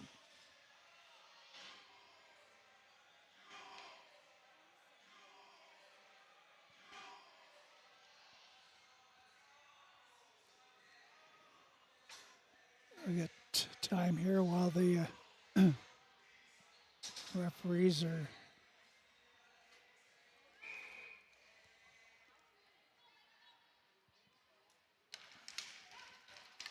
there's Seaver tipped it to the Gentry Academy blue line.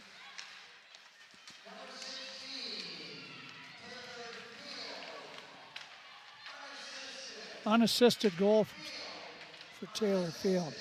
Just tall in her own zone. Behind the net to Swanson.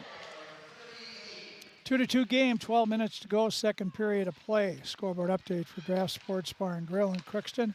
Pirates try to get it out, kept in on the point by Selscheider. Now back to the point. Kept in by Reeves. Back at the point, Reeves passed it along. Now a pass off the stick.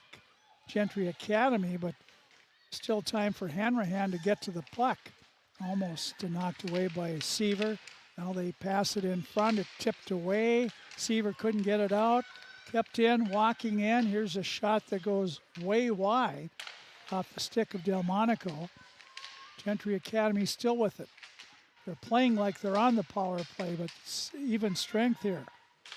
There's Gentry Academy. A shot tipped right on, and Friggy makes the save for the Pirates for 15th of the game. 2-2 hockey game here. Face-off will be to the left of Friggy. Puck drop goes to Field. She walks out of the zone. Taylor Field now in the Gentry Academy zone. Looks for feet, tipped away, but Solheim trailing, fires it wide. Solheim got it well, Field off her stick. And Taylor's going to get a penalty here for hooking. Here's Gentry Academy. Pull their goaltender. Here's a pass that goes wide for Savovic. And it's back, kept in on the blue line. Coming over to Gadzik. And a shot on, glove save. So hooking call. Taylor Field will get the penalty. Third penalty of the game, all on Crookston.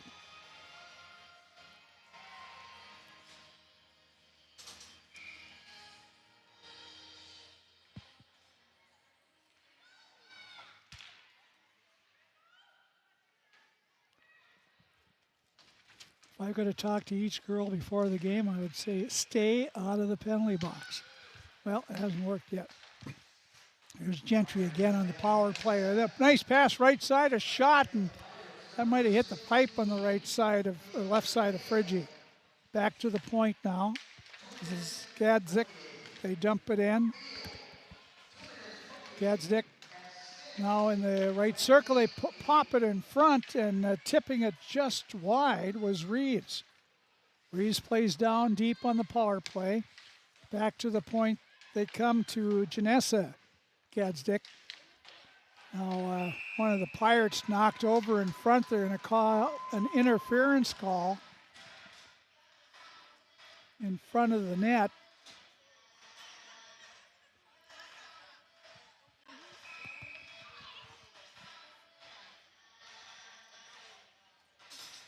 So both teams will be a man short for a minute 20. First penalty of the game on.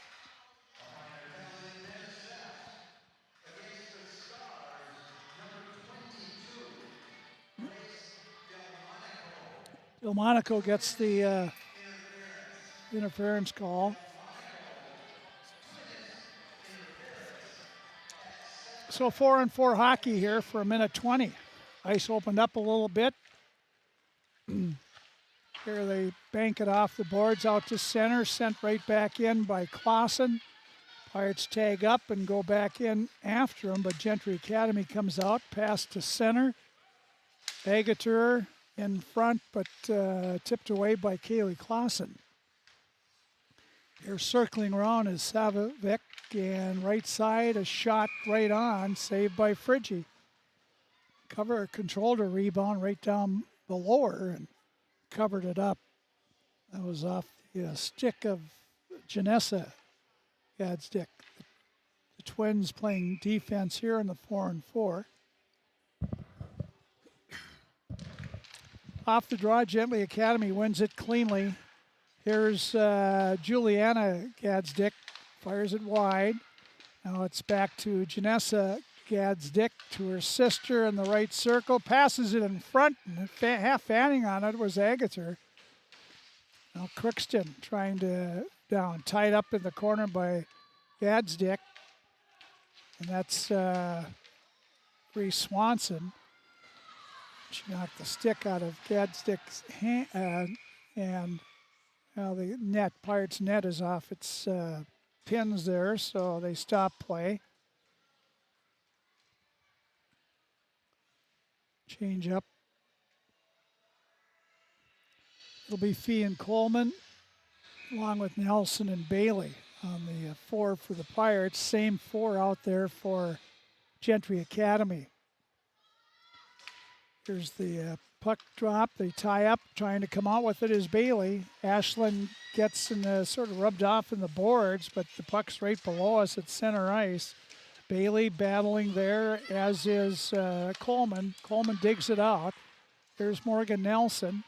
Nelson up to Fee off her stick, and back is Gentry Academy, and here they come. Pirates at full strength now. So on the power play, but Savovic goes across top of the right circle. They come back left side. Here's a shot right on. Saved by Fritchie. Rebound. The Pirates can't clear. Back to the point. A shot by Gadsdick. Blocked by Fritchie. Morgan Nelson in the corner. Going in there. The Pirates, they get it back to the point. Does Gentry Academy. They dump it in the corner. And still have it. Here's Savovic. She passes it off. They come back to Gadsdick on the blue line, to her sister on the near point. Back to her sister on the far point, and both teams are at full strength now.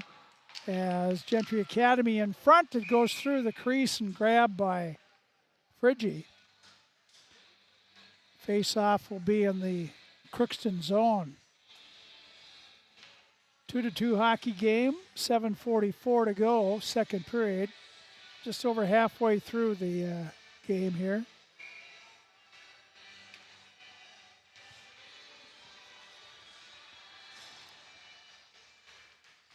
Puck drop. Here's a shot, tipped right on. Nice save by Friggy. As right in front of her was, and muscling the Pirates in front was Myers, big tall girl. She got her stick on it right on, and Friggy made the save in her pads. Here the Pirates walk out with the puck. Taylor Field on the draw. She gets to the blue line in Gentry Academy zone, still with it. Taylor looks to try to center it, but it went behind the Gentry Academy net. And now the Stars have it, and they're on the move. This is Myers, Anna Myers, tipped away nicely by Swanson. Here's Tall, head-mounted up for Field, off her stick.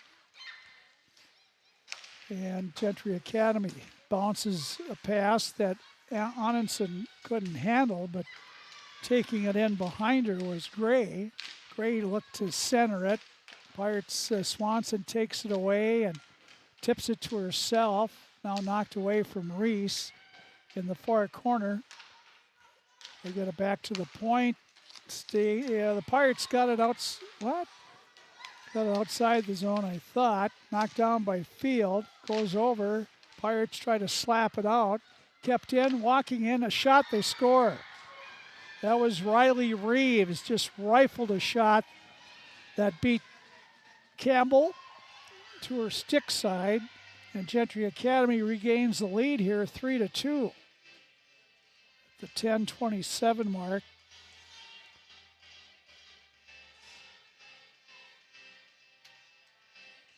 don't see why they got Reeves down low. She's a defenseman, but she really snapped that one off. Unassisted by Reeves. Pirates' inability to clear the puck. Here's Gentry Academy in the zone and taken off the puck. Seaver slid it up to Coleman. Coleman now at the Gentry Academy blue line, knocked away by Seaver. Jenna has it inside the Gentry Academy zone, knocked away again. Now Gentry Academy gets it out of the zone. Fee knocks it back in, but not very deep. Gadsdick, and she put it on the stick of Morgan Nelson, who sends it in the Gentry Academy zone. Pirates are changing here.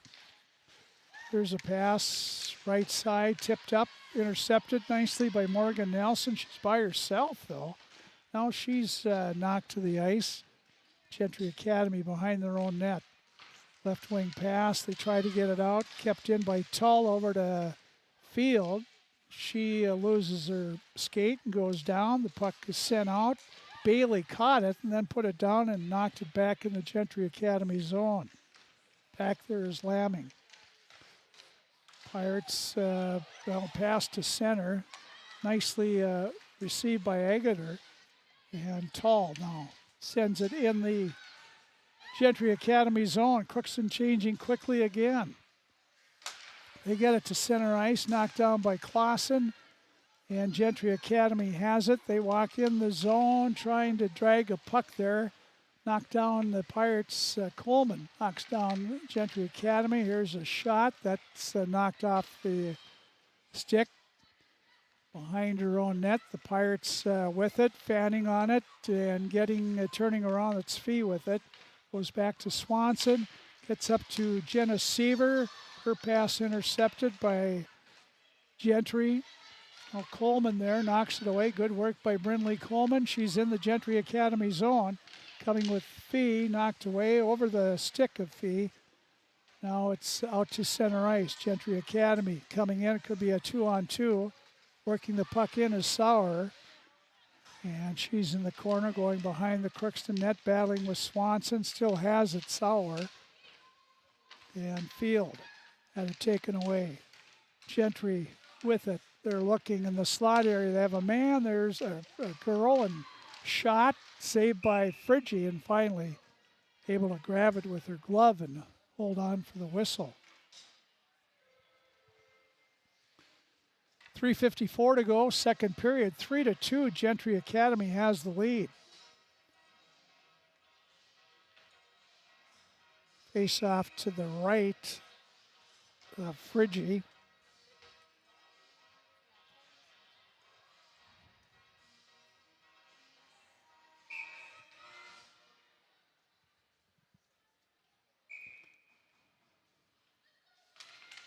Dropped the puck. Pirates get it, but not out. Knocked right back at him. Now Bailey battles along in the corner. Ashlyn behind her net goes in the far corner to Tull. Back to Morgan Nelson. She's trying to be tied up. Her pass right out in front area. Gentry Academy.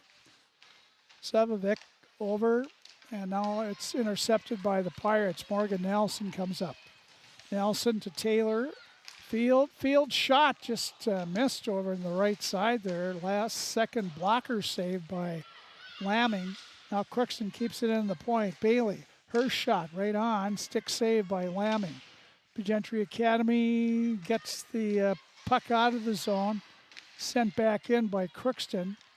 But right back out is Gentry Academy. Puck knocked away. Goes to Seaver. And now it's back in. It's Gentry Academy. They try to drag the puck there, but the Pirates have it, and they try to get it out. Kept in. Gentry Academy a shot, saved by Friggy. Now it comes out of the zone.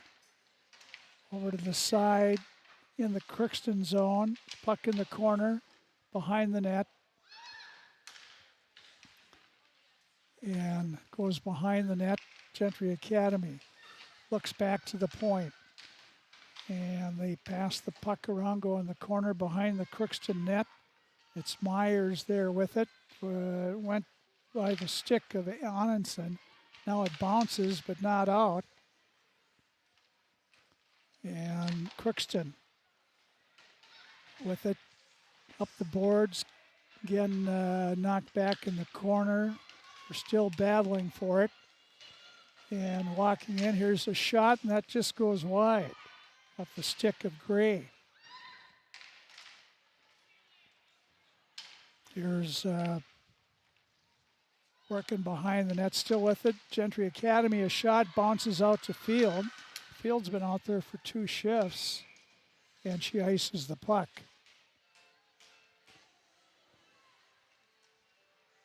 Pirates will change up.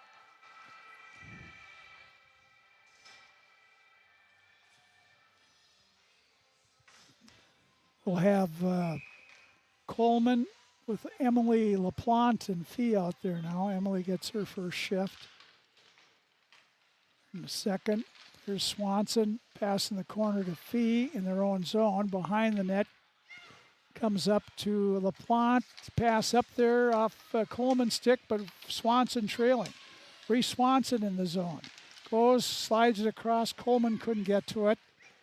And now Stars, long pass, it'll be icing on Gentry Academy. Down to a minute 14 to go in our second period of play. It's a 3-2 game. 2 power play goals in the game for Gentry Academy.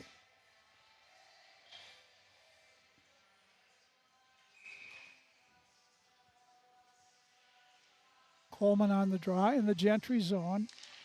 And can't win the draw. Gentry Academy does. They send it along the boards, up on the right wing. Hanrahan out, sends a long pass in. Swanson picks it off, bounces it back in the Gentry zone. Minute to go in the period. They're back, turning around is Reeves in her own zone behind her net. She's trying to get away from LaPlante. She does. They get the puck up. Savovic. She's checked by Coleman. The Pirates get it out to center. Knocked off the stick. Clausen by Fee. And here's a shot. They score. Savovic rifles one that beats Friggy. And it's 4-2 now. Gentry Academy with 36 seconds to go. It's a tough one to give up for the Pirates.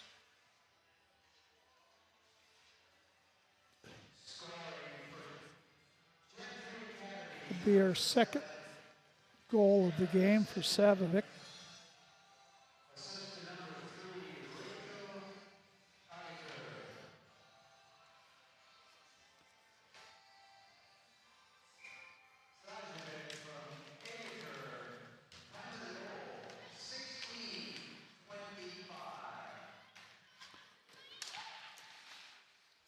Gentry Academy with the lead now.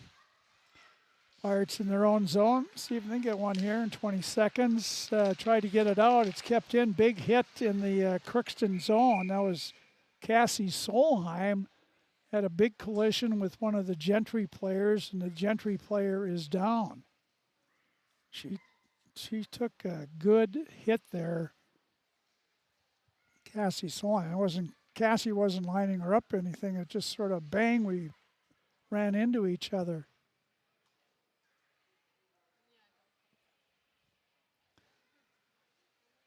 So the girl rolling over now, and she gets to her knees, and she gets up, gets a nice hand there, and that's Delmonico, their leading scorer.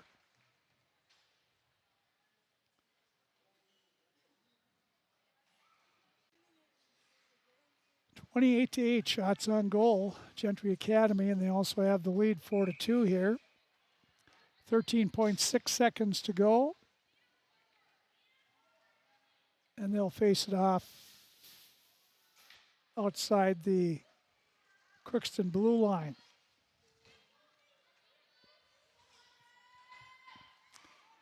Complement of 5 players each.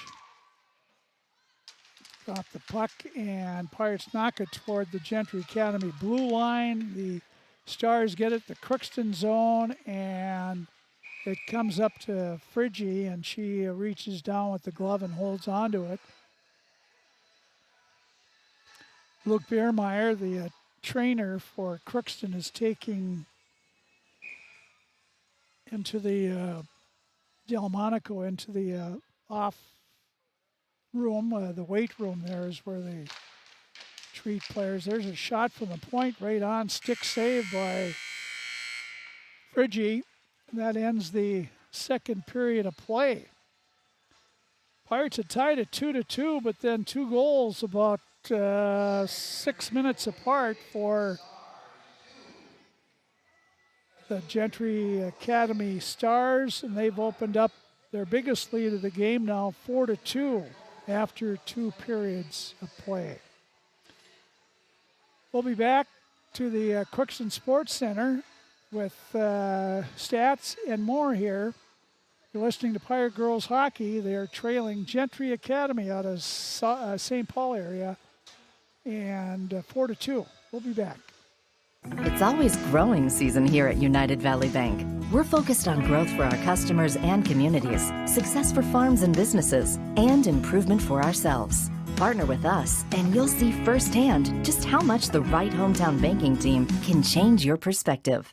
Together, there's no limit to the heights we can reach. United Valley Bank, our roots make us stronger. Member FDIC, an equal housing lender. Harvest is more than the act of reaping what you've sown. It's the culmination of months of hard effort, along with a few weeks of working 24/7 to bring the crop in. At Sesvanderhof, we're continuously working to develop sugar beet varieties that thrive despite the pressures from disease and the challenges of nature, so that you can end each harvest on a high note. Because sharing the pride of success starts with sharing the passion to achieve it. Sesvanderhof, a passion that grows.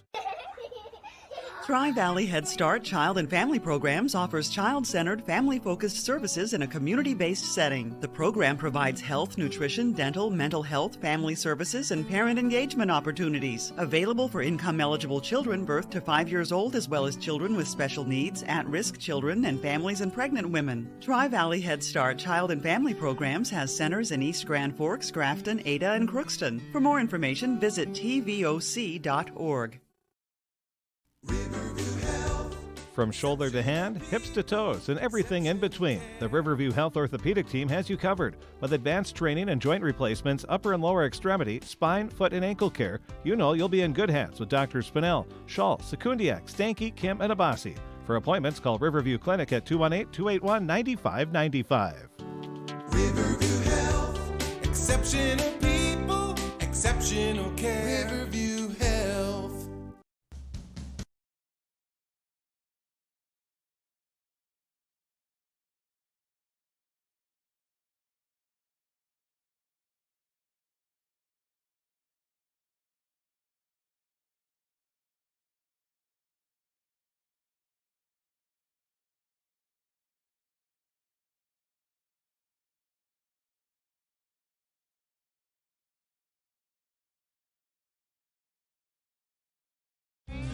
You can make a sweet life right here in the Red River Valley with a career at American Crystal Sugar Company.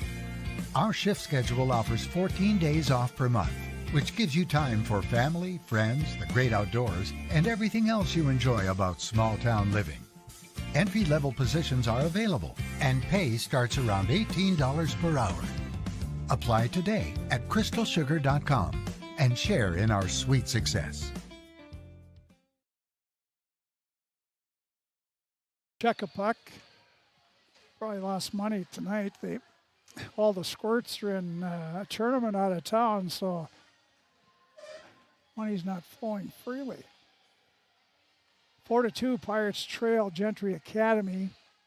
It was, it's still a close game, but it was 2-2 at one time, early, 4.5 minutes into the second period. It was 1-1 after one. Then Janessa Gedzik scored on a power play at the 3.5-minute mark, their second power play of the game for Gentry Academy. Took a 2-1 lead. Pirates answered just over a minute later when Taylor Field, the speedster for Crookston, was coming into the offensive zone. there was a loose puck there that came to, or she sped up to pick it up, came in. She was about halfway in the circle to the left of the goaltender. She could feel the defenseman coming at her, and she let the shot go and beat the goalie to her far side. And for Taylor Field, her 11th goal of the season, unassisted, they called it, and it was 2-2. But then they scored 2 more goals, and they were both just snipe shots. The first one was Reeves at 10:27. She was in the high slot and just rifled a shot by Lowe away from Friggy. Didn't have a chance on it. And that was Reeves unassisted. At 10:27, it was 3-2. And then with 36 seconds to go in the period, Savovic scored her second goal of the game from Egler. And that was on a snapshot as well. And made it 4-2, which where we're at here with after 2 periods of play. Penalties, Crookston took the first 2. One cost them. They were Pirates or Gentry Academy's 2 for 3 on the power play. Crookston got about a minute 20 power play and did not score with their one-time man advantage. So 4-2 after 2. Pirates were outshot in the period 17-3. 2 saves for Lamming, Gentry Academy goalie. She has 6 through 2, 14 saves for Friggy. She has a 2-period total of 25. Pirates were outshot 29-8 thus far after 2 periods of play. Other scores that we have for Draft Sports Bar and Grill. The scoreboard update here. Let me tell you a little bit about Drafts. It's right next door to us here at the Crookston Sports Center. And tonight it's Friday, and that's prime rib night at Drafts. Friday, no, wait, it's rib night, not prime rib night. It's rib night. St. Louis Ribs, Fridays from 5 to 9, they have rib night. $15 for a half rack, $19 for the full rack at Drafts. Tomorrow it's prime rib night, and it's from 5 to 9 tomorrow. 10-ounce prime rib, $23. The 14-ounce is $28. And Sunday, they have the Build Your Own Mac and Cheese from 5 to 8 at Drafts as well. In boys basketball over at the Crookston High School, Wadena Deer Creek leading the Pirates 54-23 with 10:40 to go in the game. 56-23, Crookston. In boys hockey or men's hockey, Minnesota Gophers, after 2 periods of play, are trailing Michigan 3-2. 3-2 Michigan. In the JV and C squad games, Crookston had a good preliminaries. The JV won 52-43 over Wadena, while the C squad won 51-27 over Wadena.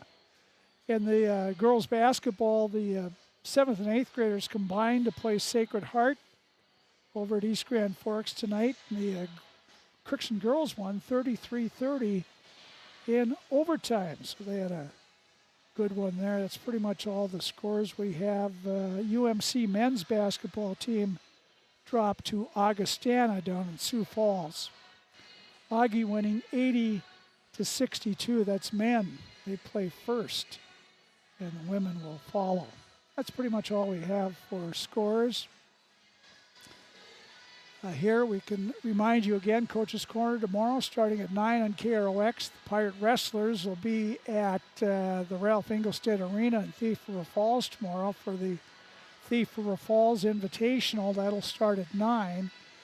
Then we'll have boys hockey, the Crookston Pirates, they're hosting Little Falls. Little Falls comes in. That'll be 1 o'clock JV, varsity at 3, and we'll have the pregame show at 2:30 tomorrow afternoon. After that, we'll have, tomorrow night, we'll have Gopher Hockey with Michigan, 6:30 pregame.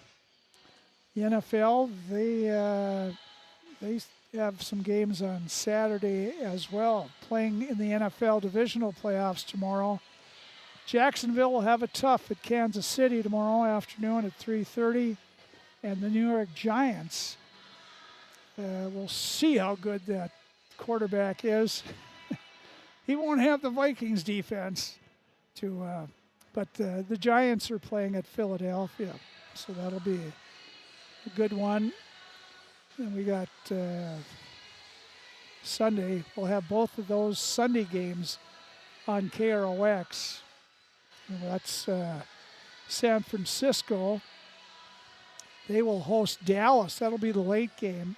The early game will be Cincinnati. Really a couple of good games. Cincinnati at Buffalo. 2 o'clock we'll have it. And Dallas and San Francisco, 5:30 out at California. So, and the UMC men's club hockey team, they're playing tomorrow night. Tomorrow night at Duluth and Sunday afternoon at Duluth. And I think UND, the Sioux, are playing Duluth this weekend as well in Grand Forks. So give you a little what's going on here. We'll take our another break here. The Zamboni and Mr. Brecken are just about done. And we'll be back with the third period here. 4-2, Gentry after 2 over the Pirates here on KROX. For all of your automotive service needs, call Christian Brothers Ford here in Crookston. We have a service team to handle all of your vehicle's needs. Does your vehicle pull to the right or left? Call and schedule an alignment today. Proper alignment saves gas and wear on your tires. We're here to take care of your vehicle repairs and maintenance. Call Christopher or Jersey in the service department at 281-1338. Meet with the service department at Christian Brothers Ford of Crookston, where we make it. Crookston Valley Cooperative in Crookston is your full-service local agronomy dealer, delivering the products and services that you've come to expect. Crookston Valley Cooperative specializes in seed, chemical, and fertilizers that you need to keep your farm operation growing. For expert advice you can rely on, give Sean and Mike a call at 281-1178 today or stop by at Crookston Valley Cooperative located at 1122 Fairfax Avenue in Crookston. That's 281-1178. Crookston Valley Co-op, here to keep you growing. This is my farm. Don't come out here and tell me what I need. I need solutions that work and market options that are worth my time. Small town support that sees the bigger picture.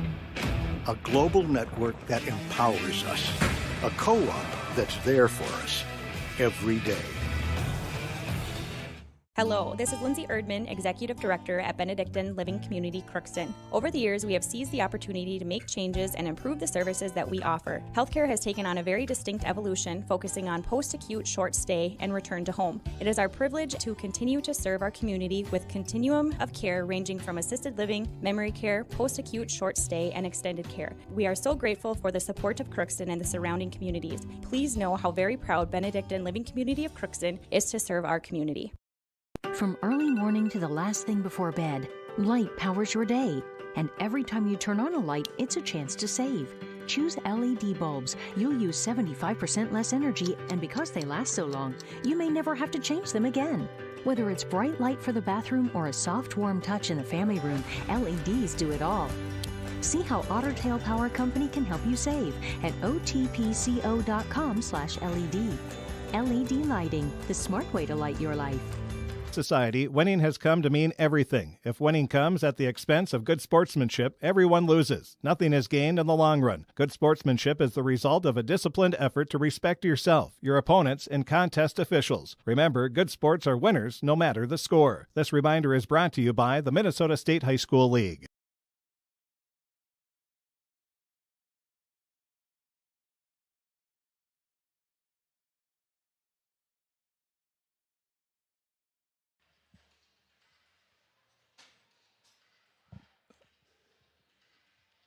Okay, we're waiting for the teams to make their entrance here.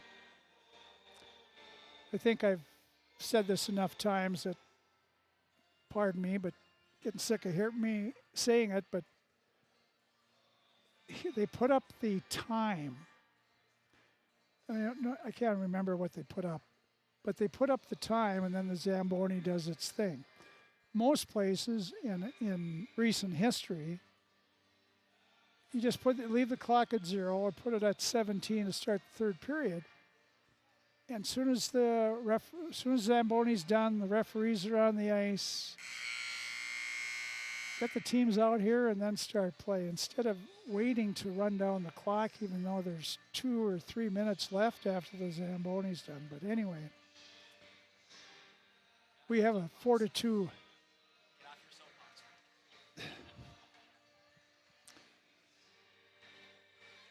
Gentry Academy, they'll be spending the night, I'm not sure, I never asked, whether in Crookston or East Grand Forks, I'm not sure, or Grand Forks.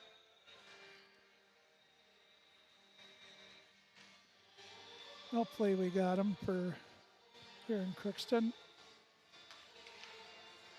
But they are playing at East Grand Forks tomorrow afternoon, Gentry Academy. 4-2, it was 1-1 after 1. Solheim and for Crookston, Savovic for Gentry Academy. And then Janessa Gedzik. Taylor Field answered 2-2. Then it was Reeves and Savovic again, her second goal of the game, and put the Stars up 4-2. And their last goal they got with 36 seconds to go in the period.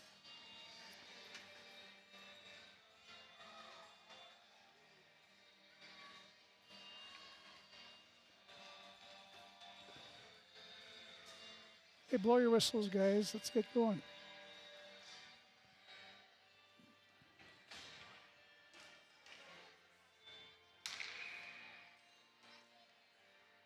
Crookston has Solheim out with Field and Fee. Not sure. Here's Gentry Academy. Savovic catches a pass. Reese Swanson, a beautiful sliding block. Boy, that was perfect 2-on-1 for the Stars. Crookston now looking, gets the puck up to Field, but Taylor had her stick the other way, and it's back in the Gentry Academy zone. After Gentry Academy comes out, gets it by, goes by the Pirates. Now race for the puck, Field back and knocks it in the corner. Savovic there, try to center it. Knocked away by Crookston. And up they come, long pass for Field, too far. And an icing call on Crookston.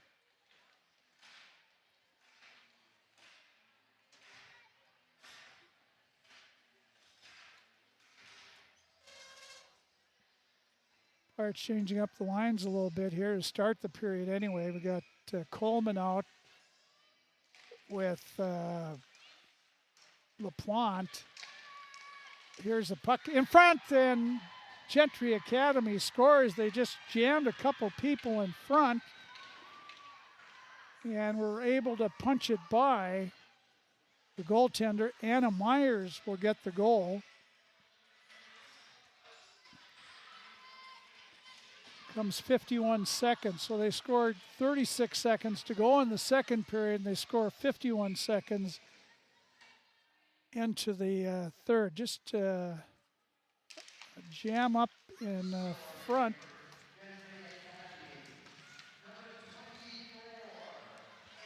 Anna Myers.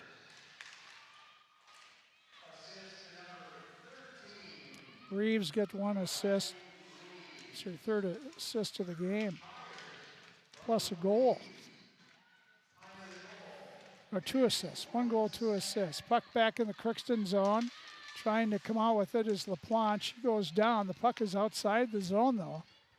And skating it back in is Sauer. Pirates tip it up and out, and LaPlante sends it down ice. No icing there. Crookston comes, they try to come back. Gentry Academy takes it away, and they come out to center quickly. They lose the puck. Crookston flips it up. Cassie Solheim knocked at it, but not away. And here's Savovic coming in. Takes it in the right circle, try to center it, tipped away. Now Fee has it. She looks up ice, pass on the stick of Field, tipped it by one, but then was knocked down. That's should be interference coming up on Gentry Academy. It will be on Janessa Gadsdick. Crookston gets a power play opportunity here. A couple minutes into the period.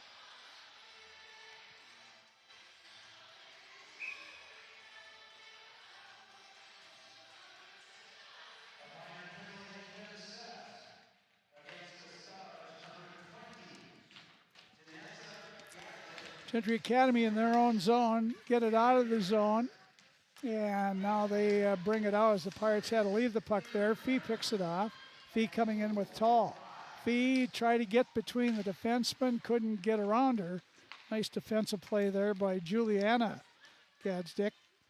Gentry puts it back in the Crookston zone. Morgan Nelson back there. Comes to Fee, up, headmans it up to Tall. Brecken Tall in the zone. Drops it back for Solheim. One-timer right on. Saved by Lamming. She got her left pad out there and made a nice save. Good shot by Cassie Solheim.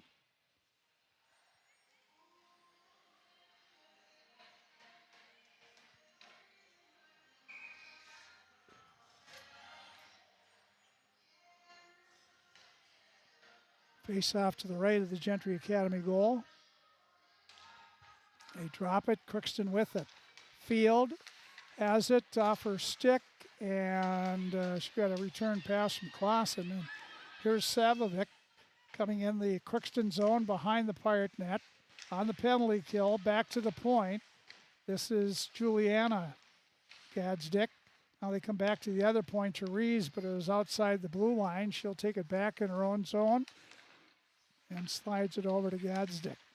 Back to Reeves. Reeves slides it up, and they steer it sour in the Crookston zone. Bailey there, a pass for Field doesn't connect. It's back in the zone, and Field jams it up there. It's dug out by Clausen. Kaylee is stick checked on the play. Now the Pirates try to tip it out, kept in by the Stars. Down there in the high slot, this is Savovic looking for the hat trick, and she fired it right into Campbell Frigge, who made the save. 23 seconds to go on that penalty to Gentry Academy. Face off to the left. Frigge, Crookston controls the puck. They get it out to Fee. Fee carries it in the zone, tries to get around the defenseman. She's knocked down into the net. And we got a penalty coming up, another one. Another interference call as they upended Addie Fee, who Addie went hard. Oh, she got caught, something caught in her skate there, but she went hard into the goal post. And her skate, I think, went into it. She's trying to, you want to lose a blade there. So, 10-second two-man advantage for Crookston.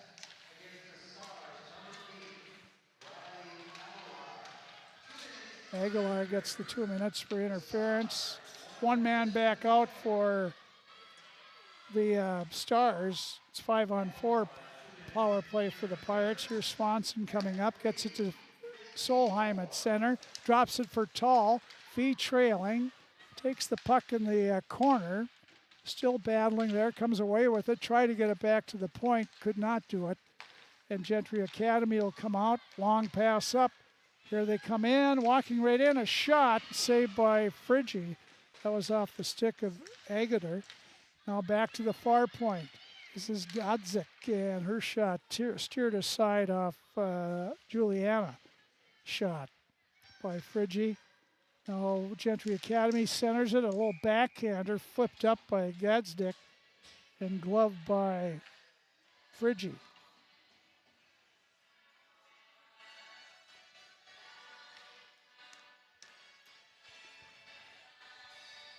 .12:06 to go. Third period, 5-2. Gentry Academy has the lead. Back behind her net, this is Bailey. Comes left wing to Seaver. Headmans it up to Coleman, trailing is Seaver. Seaver has it, comes in, throws it wide, and now it's in the corner. There is the Pirates now. Coleman try to get it to Seaver, tipped away by Gentry Academy, and they'll send it down ice. Back for it's Claassen. She has to hurry for it. Turned around, got it out of the zone. And Gentry Academy now. Gadsdick. Up off the stick of the Pirates field. Pirates get it up to Seaver. She couldn't haul in the pass. The Pirates have been bad at catching passes.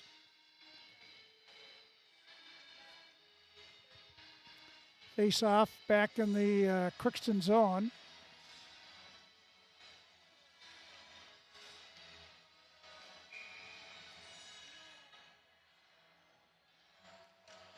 Puck dropped, and Gentry Academy gets control of it.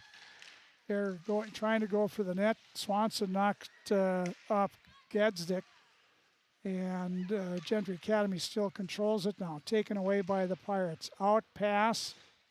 Tull couldn't haul it in, and it's an icing call on the Pirates as Gentry Academy comes back at full strength.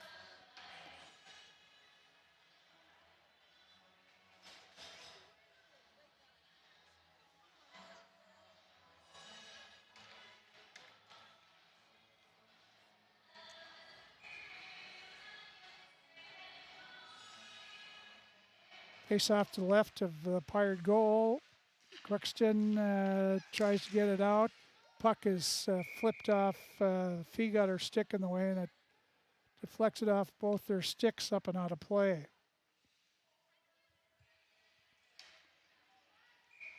Solheim will step in again. Face off controlled by. Got a penalty here.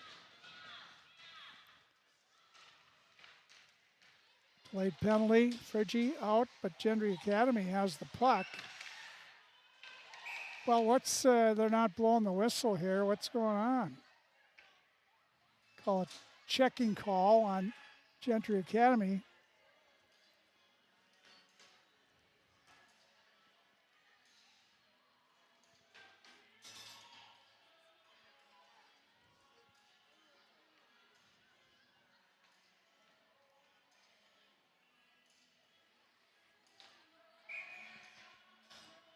So Gentry Academy, it's their third penalty of the period. The Pirates can get a power play goal here. Here's Gentry Academy in their own zone. They try to get it out, kept in by Tull, but no Pirate could pick it up. Now they try, Gentry Academy gets it out to the blue line. Savovic coming in for the hat trick, scores. Savovic scores shorthanded here, and they've opened up a 6-2 lead now. So a nice pass across for her, and then she was in alone, and she knows what to do with it.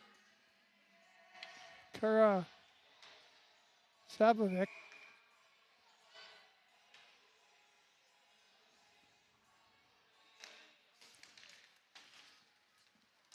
Gentry Academy's had about 4 blisters of shots. I mean, they've just been out of a cannon.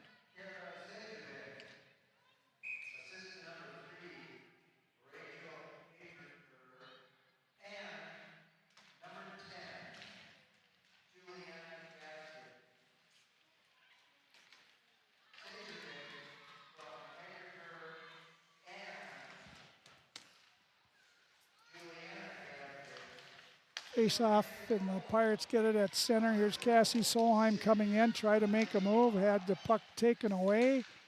Savovic's played a lot of games. She comes again, or this is not Savovic, that's Agater. And Cassie Solheim. Pass off, up to center. Fee tipped it, but right to Gentry Academy. And the Stars, Janessa Gadzik. Along the boards, back behind the net. Now Gentry Academy gets it and still has it. They go back to the far point. There's Gadzik, knocked down. Bailey has it, tried to get it out, couldn't do it. Ashlyn is hurt, shot goes wide. Getting the puck out of the zone was Crookston, but right back in. And here's a shot in the slot by Savovic. Blocker save. Now Field gets it out. Field trail and pick it up, and she'll send it in right on net. Lamming the save. Gentry Academy still has 9 seconds of penalty left. Here's Crookston picking it up. This is Clausen. Clausen in the zone, tries to go for the net. Coleman is there and put a blank, point blank. She was right on there and put the shot on, and Laming made a beautiful save, maybe her best of the game. Keeps it at 6-2, Gentry leading.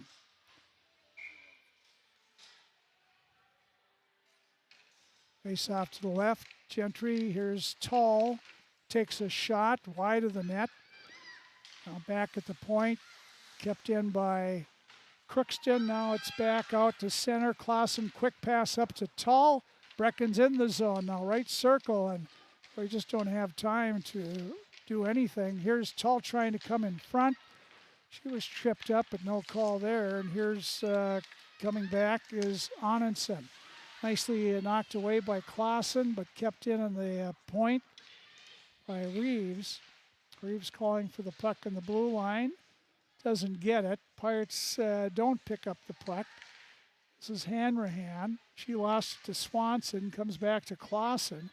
Clausen up this near side. And here comes LaPlante. Emma at the blue line takes a shot, and that's off the blocker, actually after the stick of the goalie, and went on a play. 7:40, the time to go in the third period. 6-2, Crookston trails.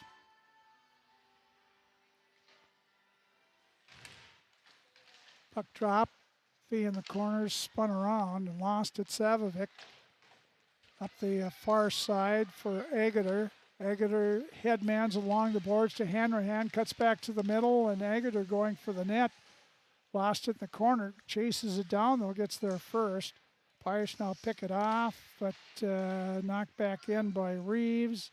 Back Reeves again, she slaps one right at Friggy, and Campbell gloves it. That's her 34th save of the game, 40th shot on goal for Gentry Academy.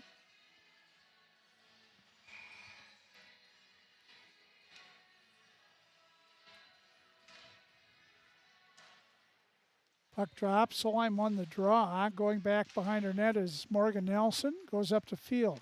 Taylor looked for Solheim, hit her with the pass. Cassie heading into the Gentry Academy zone, taken in the corner. Cassie still battling there, tied up in the play is Field trying to dig it out. Solheim had it, and Cassie still had, now taken away from her. And that's center, and here comes coming in the zone with it, and we don't have a penalty. Here's Gentry Academy, pass across, back to the point, unable to keep it in was Gadstick. And the puck at center. This is Savovic. Savovic coming in and lost control of the puck. Fee in the corner behind her net, put up the right side, nobody there, and back Gentry Academy behind the Crookston net. They're playing catch behind the Crookston net. Now they look in front, knocked down by Bailey. And again, nice move there, but knocked away by Fee. Fee looks, well, she's going to put it on net, so no icing.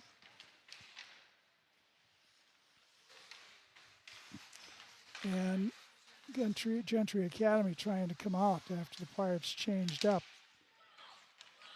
Trying to work it out is Gray. Got away from Coleman. Now they send it in the Crookston zone. Swanson to Clausen. Off her stick, Gentry Academy with it. They look to set it up there. Swanson now comes out. Off the boards, Gentry Academy knocks it back behind the Crookston net. Clausen leaves it for Pirates LaPlante. And it's knocked back in behind the Crookston net on the point. This is Janessa Gadsdick. Pops in the air behind the Crookston net. And Gentry Academy. Just have the Pirates all bottled up here tonight. Back at the point, trying to keep it in, falling down. The Pirates get it up to Tull, and Brecken will send it in. Gentry Academy zone. 4:40 to go in the game. Pirates trail 6-2. Gentry Academy steers it in the Crookston zone. Sauer goes after it. Loses the puck, gets it back. Now leaves it there for Anundsen, but the Pirates have it. This is Taylor Field. Field moves up in the zone. Fee trailing, knocked it down, but picked back up by Gentry Academy. Now Field. Field looks over for Fee. Fee skates it in. Well, skated in, but Parker Strand was ahead of her, and that's an offside on the Pirates.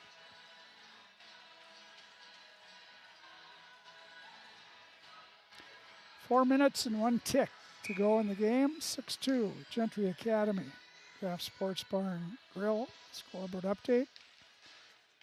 Puck dropped, sent in the zone by Solheim. Cassie playing defense now. Here's now the puck carried out by Gentry Academy. Crookston turns around, goes back the other way. Long pass right side. Coming in is LaPlante. LaPlante backhanded in front, but the goaltender, Lamming, grabbed the puck, left no rebound.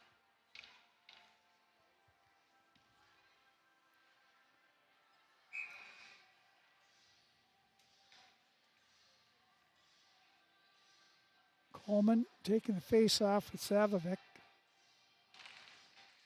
Drop, they tie up, and the puck's out to center, back in. Emma LaPlante knocked it in. She carried it in offside herself. Got Tall out there with Coleman and LaPlante.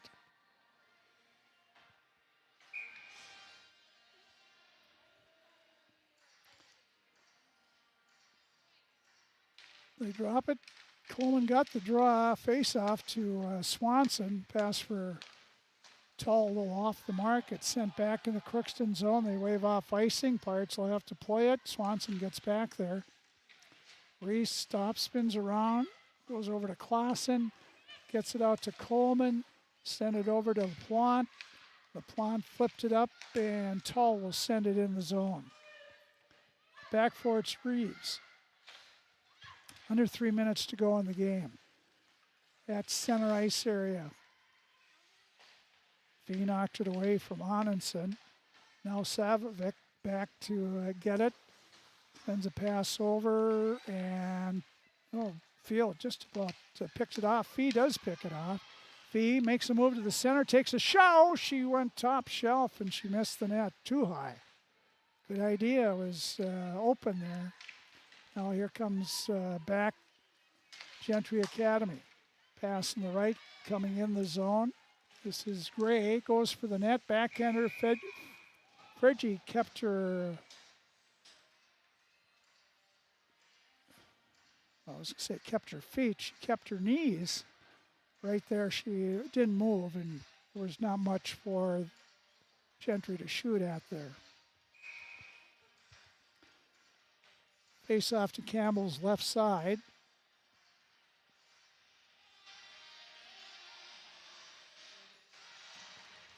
Puck drop. And it's Crookston trying to come out with it. Solheim digging along the boards, along with Fee. Now it's dug out, coming in a backhander, saved by Friggy. It's off to the corner, field there. Get it back to the point. Gentry Academy a shot. That's off Friggy behind the net. Pirates again try to pass it out of the zone.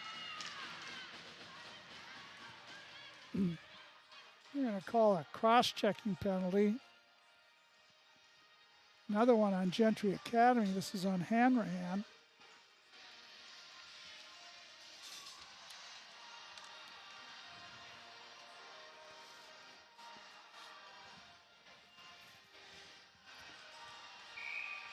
Minute 43 to go in the game.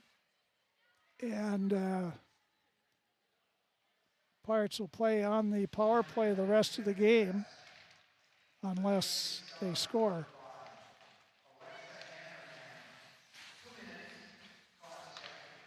Gentry Academy controls the puck in their own zone, though. They get it to center ice, dump it into Crookston zone, race for it there. Getting back there first is Gentry Academy, and they just circle around. Here at the blue line, outside, Fee knocks it outside the zone, but still controlled by Gentry Academy. They fan on it. Fee has it. Fee in the slot area shot was knocked down by Gentry Academy. Out to center, deflected back in the Crookston zone. Swanson back behind her net. Comes back for Nelson. Minute to go in the hockey game. Puck pass out to center. Knocked off LaPlante. Here's Nelson. Goes to Swanson. Swanson in the Gentry Academy zone in the right circle. Reese knocked away. Goes after it in the corner behind the net to Tall. Tall in front. Coleman had it knocked away from her. Back at the point, Nelson keeps it in. Tall slapped at it. Coleman has it back to the point to Swanson. Her wrist shot into a Gentry player. And the puck is at center. And here comes Gentry Academy back. Turned around and bank it out to center ice. Didn't get to Coleman, though. Gentry Academy, Savovic has 3 in the game. She's at center, 10 seconds to go. And they get it, Gentry Academy in the Crookston zone. Drop a pass. It's out of the reach of everybody. Back to center ice. And that will do it. And Gentry Academy scores 2 unanswered in the third period to win it going away. 6-2 as the Stars improve to 16-2 on the season. While the Crookston Pirates drop to, just a sec here.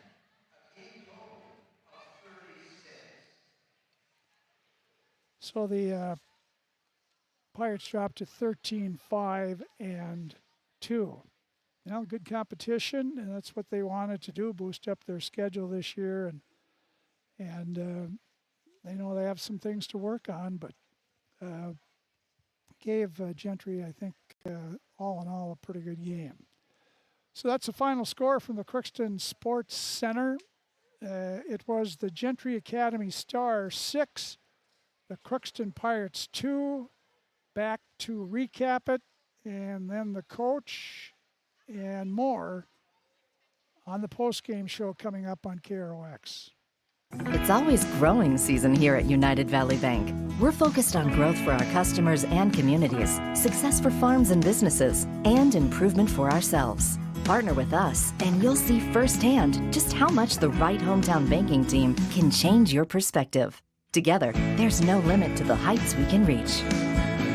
United Valley Bank, our roots make us stronger. Member FDIC, an equal housing lender. Harvest is more than the act of reaping what you've sown. It's the culmination of months of hard effort, along with a few weeks of working 24/7 to bring the crop in. At Sesvanderhof, we're continuously working to develop sugar beet varieties that thrive despite the pressures from disease and the challenges of nature, so that you can end each harvest on a high note. Because sharing the pride of success starts with sharing the passion to achieve it. Sesvanderhof, a passion that grows. Tri-Valley Head Start Child and Family Programs offers child-centered, family-focused services in a community-based setting. The program provides health, nutrition, dental, mental health, family services, and parent engagement opportunities. Available for income-eligible children birth to 5 years old, as well as children with special needs, at-risk children, and families and pregnant women. Tri-Valley Head Start Child and Family Programs has centers in East Grand Forks, Grafton, Ada, and Crookston. For more information, visit tvoc.org. From shoulder to hand, hips to toes, and everything in between, the Riverview Health Orthopedic Team has you covered. With advanced training and joint replacements, upper and lower extremity, spine, foot, and ankle care, you know you'll be in good hands with Dr. Spinell, Schall, Sekundiak, Stanky, Kim, and Abasi. For appointments, call Riverview Clinic at 218-281-9595. Riverview Health, exceptional people, exceptional care. Riverview Health. Grove Mechanical in Crookston wants to help you make the air in your home absolutely perfect with reliable, award-winning Lennox products. Ask them about available rebates from your local utilities. Stop in today at Grove Mechanical. Give them a call, 218-281-3863, or you can visit them at grovemech.com. For great products, big savings, and perfect air, think Grove Mechanical in Crookston. They are your hometown heating and cooling professionals. You can make a sweet life right here in the Red River Valley with a career at American Crystal Sugar Company. Our shift schedule offers 14 days off per month, which gives you time for family, friends, the great outdoors, and everything else you enjoy about small town living. Entry-level positions are available, and pay starts around $18 per hour. Apply today at crystalsugar.com and share in our sweet success.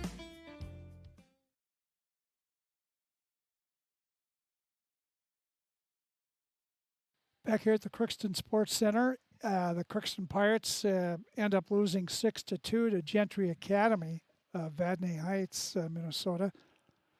It was 1-1 after one. Cassie Solheim scored for Crookston, and Kara Savovic scored for Gentry Academy. 1-1 after one. Then it was 4-2 after two, Gentry Academy. Janessa Gadzik and Reeves, it's Riley Reeves and Savovic again scored 3 goals for Gentry Academy in the second, including another power play. They had 2 power play goals in the game. And then there was 1 goal by Taylor Field. Taylor was in alone, actually, or almost in alone. She let the shot go and beat the goaltender. Got a loose puck, but it was 4-2. They scored with 36 seconds to go in the period, second period. And then coming out the third period, Anna Meyer scored 51 seconds into the third period from Reeves, made it 5-2.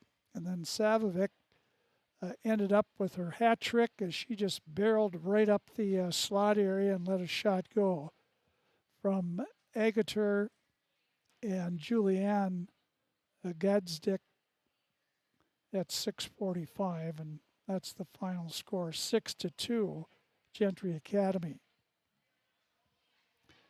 Power to play department, Gentry Academy. Gentry Academy had 4 penalties in that third period. 4 in the third period, but the Pirates could not score on the power play.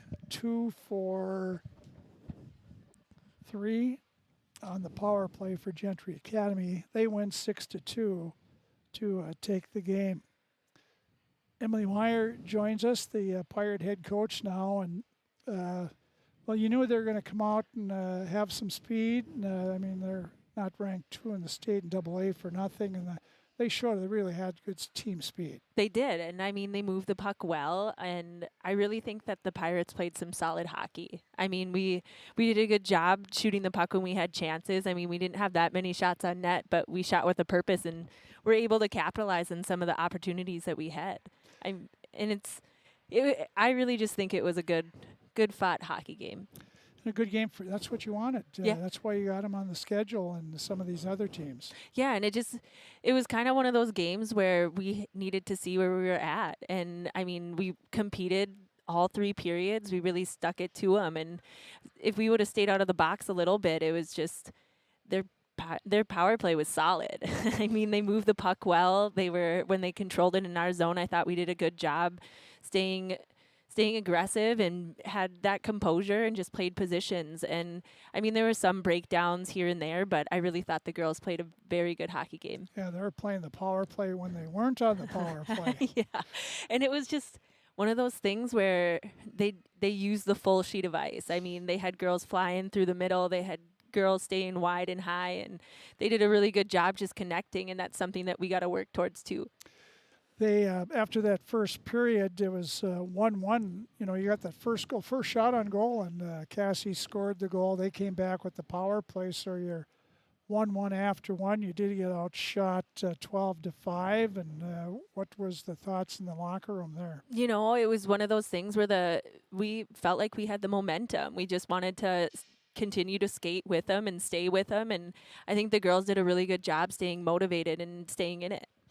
Well, we mentioned the pregame you got to stay out of the penalty box against these teams, and they scored a power play goal, another one to start the second period. Yeah, and that was, I mean, it's those unlucky bounces, and if we would have stayed 5-on-5, it could have been a different outcome. It's just their power play was really good. Their penalty kill, I mean, they scored a shorthanded goal on us, and it was that speed that kind of knocked us off guard. And I think being able to work against teams like this, like, we really can take away a lot from it.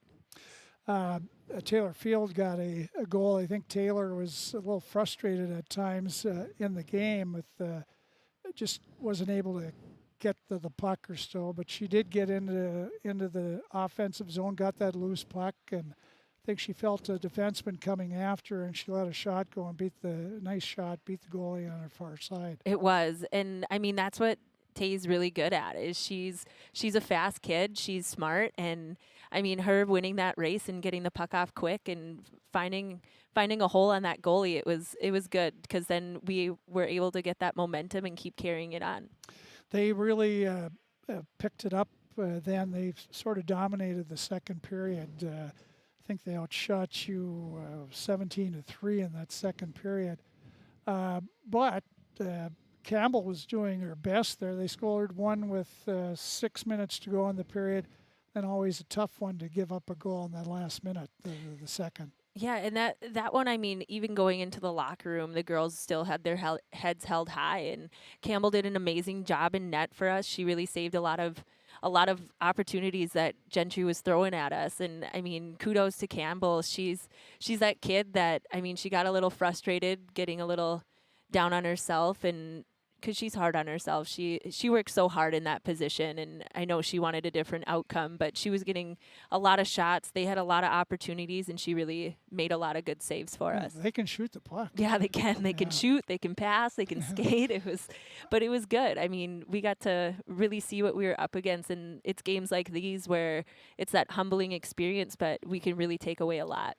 So you give up one with 36 seconds to go in the period, and then you give up 51 seconds into the third period. So that's not the way you want to do it. No, and I mean, it's situations like that where it kind of takes the wind out of our sails, but I thought that the girls really kept their composure. I mean, in the third period, we switched up the lines a little bit just to see that in big games like this, if we can really find it mentally to kind of rise above, and I thought the girls did a really good job with that. Well, you got to you played almost everybody. They only played 2 lines. It was tough for you to get your third line in there. Yeah, and and that's not something that I like to do, is not playing everybody. And I mean, it's one of those games where it's tough. It's tough to really gauge where where we can put everyone. And I mean, they just had speed, and it was Campbell was Campbell was seeing a lot of shots, and it was just something that I wanted to take the pressure off. And I thought the girls really did a good job. Well, you hope you learn some things from this game and carry them on. Yeah, exactly. I mean, and that's the whole point of playing tougher teams like this. I mean, they're number 2 in AA, and we're what, number 9 in single A, and it's a really good gauge to see where we're at and how far we've come this year. And I mean, wins and losses don't really matter. It's just when it comes down to playoffs. So I mean, playing teams like this we really just got to make sure we soak it all in like a sponge and take it till the end of the season. It's good to hear the coach from Gentry Academy saying before the game, he said that, Crookston's really having a good year. We're glad we're able to play him and things. So, I mean, and he's talking about the recognition that the Pirates are getting around the state. And I think that's the most important. I mean, the girls are really making a name for themselves, and it's been so much fun to be a part of it and kind of be there and watching every single one of them grow. I mean, being here for 4 seasons and seeing how far they've come and how much success that they've had, it's been a really amazing thing that they're getting the recognition that they deserve.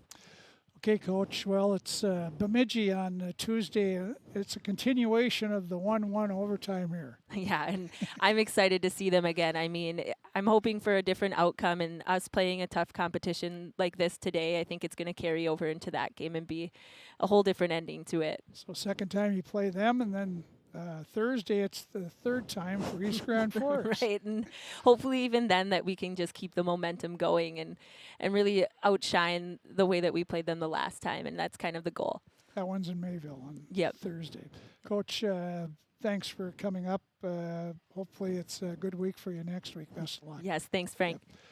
Emily Meyer, she is your head coach for the Crookston Pirates, and they end up losing 6-2 to the Gentry Academy Stars. Gentry Academy now 16-2 on the year. The Pirates dropped to 13-5-2. Pirates host Bemidji here on Tuesday. We'll have that on video stream on Tuesday.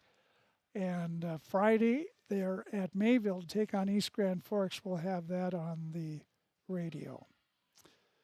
And that's what we have. Junior varsity game, that was won by Gentry Academy 11-0. So for Bo Melby, for a couple seconds, Katie Laviere and our whole gang on KROX, we thank you for joining us. And again, the final was Gentry Academy 6, Crookston 2. We have, again, tomorrow, we have Coach's Corner at 9 from the Shanty. We have Pirate Wrestlers are at Thief River Falls for their big tournament tomorrow at 9 at the Ralph. And Pirate Boys Hockey, they host Little Falls. 3 o'clock varsity game, JV at 1. We'll have the varsity game at 2:30 tomorrow afternoon. For all of us, have a good evening. Thanks for joining us here on KROX.